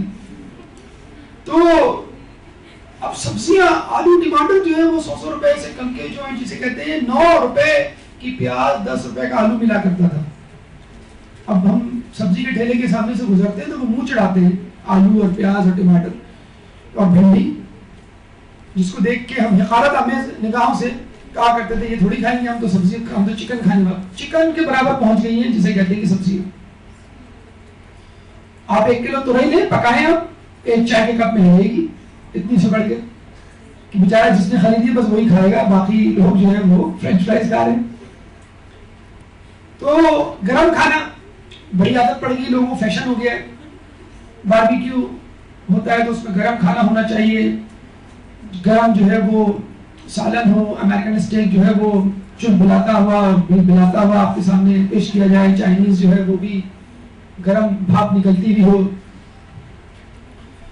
تو جب تک گرم میں کھانا نہ کھائیں گے اور ناک پوچھتے ہوئے آپ گرین بوٹل کو آپ نہیں پیئیں گے، جسے کہتے ہیں کہ مزہ ہی نہیں آئے گا. تو یہ دیکھیں یہ پروموٹ کیا جاتا ہے ایڈورٹیزمنٹ میں کہ گرم کھانا کھاؤ پھر پیاس لگے تو جسے کہتے ہیں کہ بوتل کی طرف ہاتھ بڑھاؤ، اس سے پہلے کوئی اور ہاتھ بڑھا لے. تو توڑ بھی غلط بتایا جاتا ہے. پہلے کہا جا رہا ہے کہ غلط گرم کھانا کھاؤ اور پھر کہا جائے کہ ٹھنڈی بوتل پیو.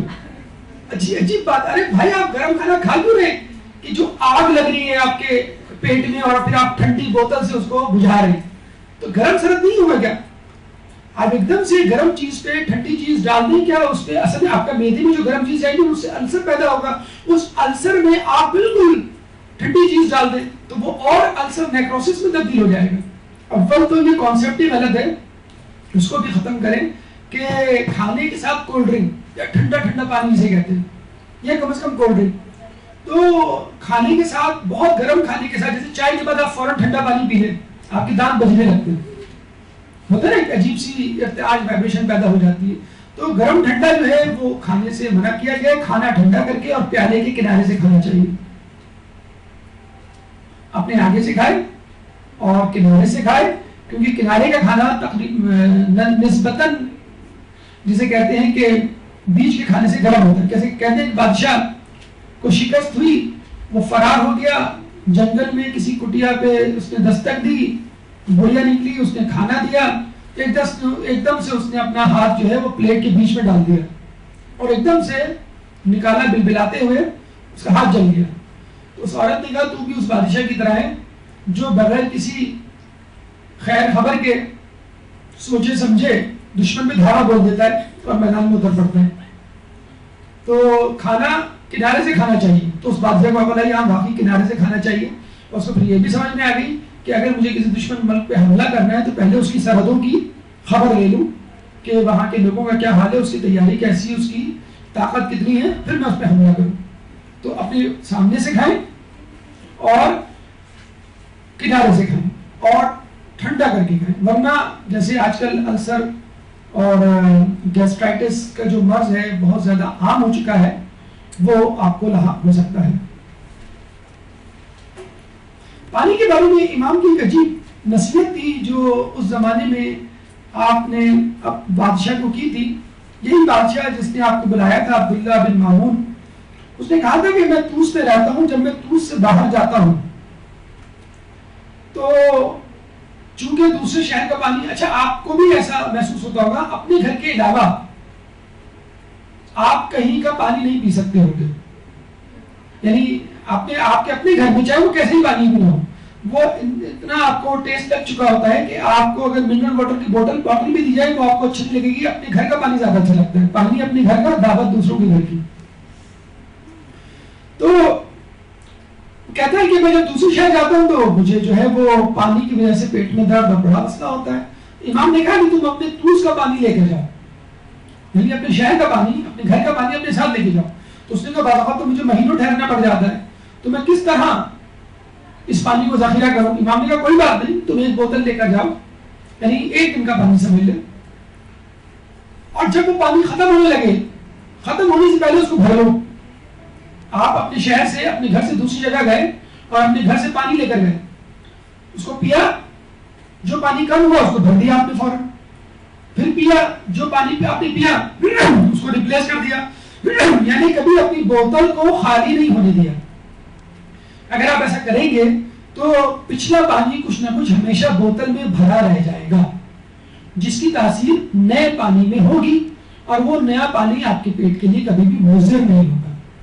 اور یہ بنیاد ہے ہومیوپیتھک میڈیسن کی۔ اگر آپ میں سے کسی نے پڑھا ہو تو ہومیوپیتھک میڈیسن میں ڈائلیوشن میتھڈ کے ذریعے دواؤں کو بنایا جاتا ہے، اور اس کا اصول یہی ہے کہ دوا سے جو مایع الگ کیا جاتا ہے، ختم ہونے سے پہلے اس میں دوسری دوا یا دوسرا مایع ایڈ کر دیا جاتا ہے، اور پچھلی دوا یا پچھلا لکوڈ جو ہے وہ مینٹین کر کے رکھا جاتا ہے ایک خاص مقدار میں۔ تو اس طرح جو پانی پرانا بچا رہے گا اس کی تاثیر آگے منتقل ہوتی رہے گی، ٹرانسفر ہوتی رہے گی، اور آپ کبھی بھی اپنے گھر کے، اپنے شہر کے پانی سے، اس کی ٹیسٹ سے، جسے کہتے ہیں کہ محروم نہیں ہوگی۔ اور یہی طریقہ کار سیموئل ہینیمان نے، جو کہ جرمنی کا ڈاکٹر تھا، اس نے کسی طرح سیکھ لی اور باقاعدہ ہومیوپیتھک علاج کی بنیاد رکھی۔ تو دیکھ لیجئے کہ امام کے کہے گئے اقوال کو، معصومین کی کہی گئی باتوں کو اغیار نے اپنا کر دنیا کی دولت حاصل کر لی۔ ہم مومنین حضرات اگر ان معصومین کی روایات کو اپنا کر دنیا کی دولت حاصل کریں گے تو یقیناً دنیا تو ملے گی، لیکن اس کے ساتھ ساتھ ہم کو آخرت بھی ملے گی۔ یہ تمام گفتگو طب رضا اور جدید میڈیکل سائنس کے حوالے سے اپنے اختتام کو پہنچی۔ اگر اس گفتگو سے متعلق کوئی سوال آپ کے ذہن میں ہو تو کر سکتے ہیں۔ قبل السوالات بھرپور سلامات۔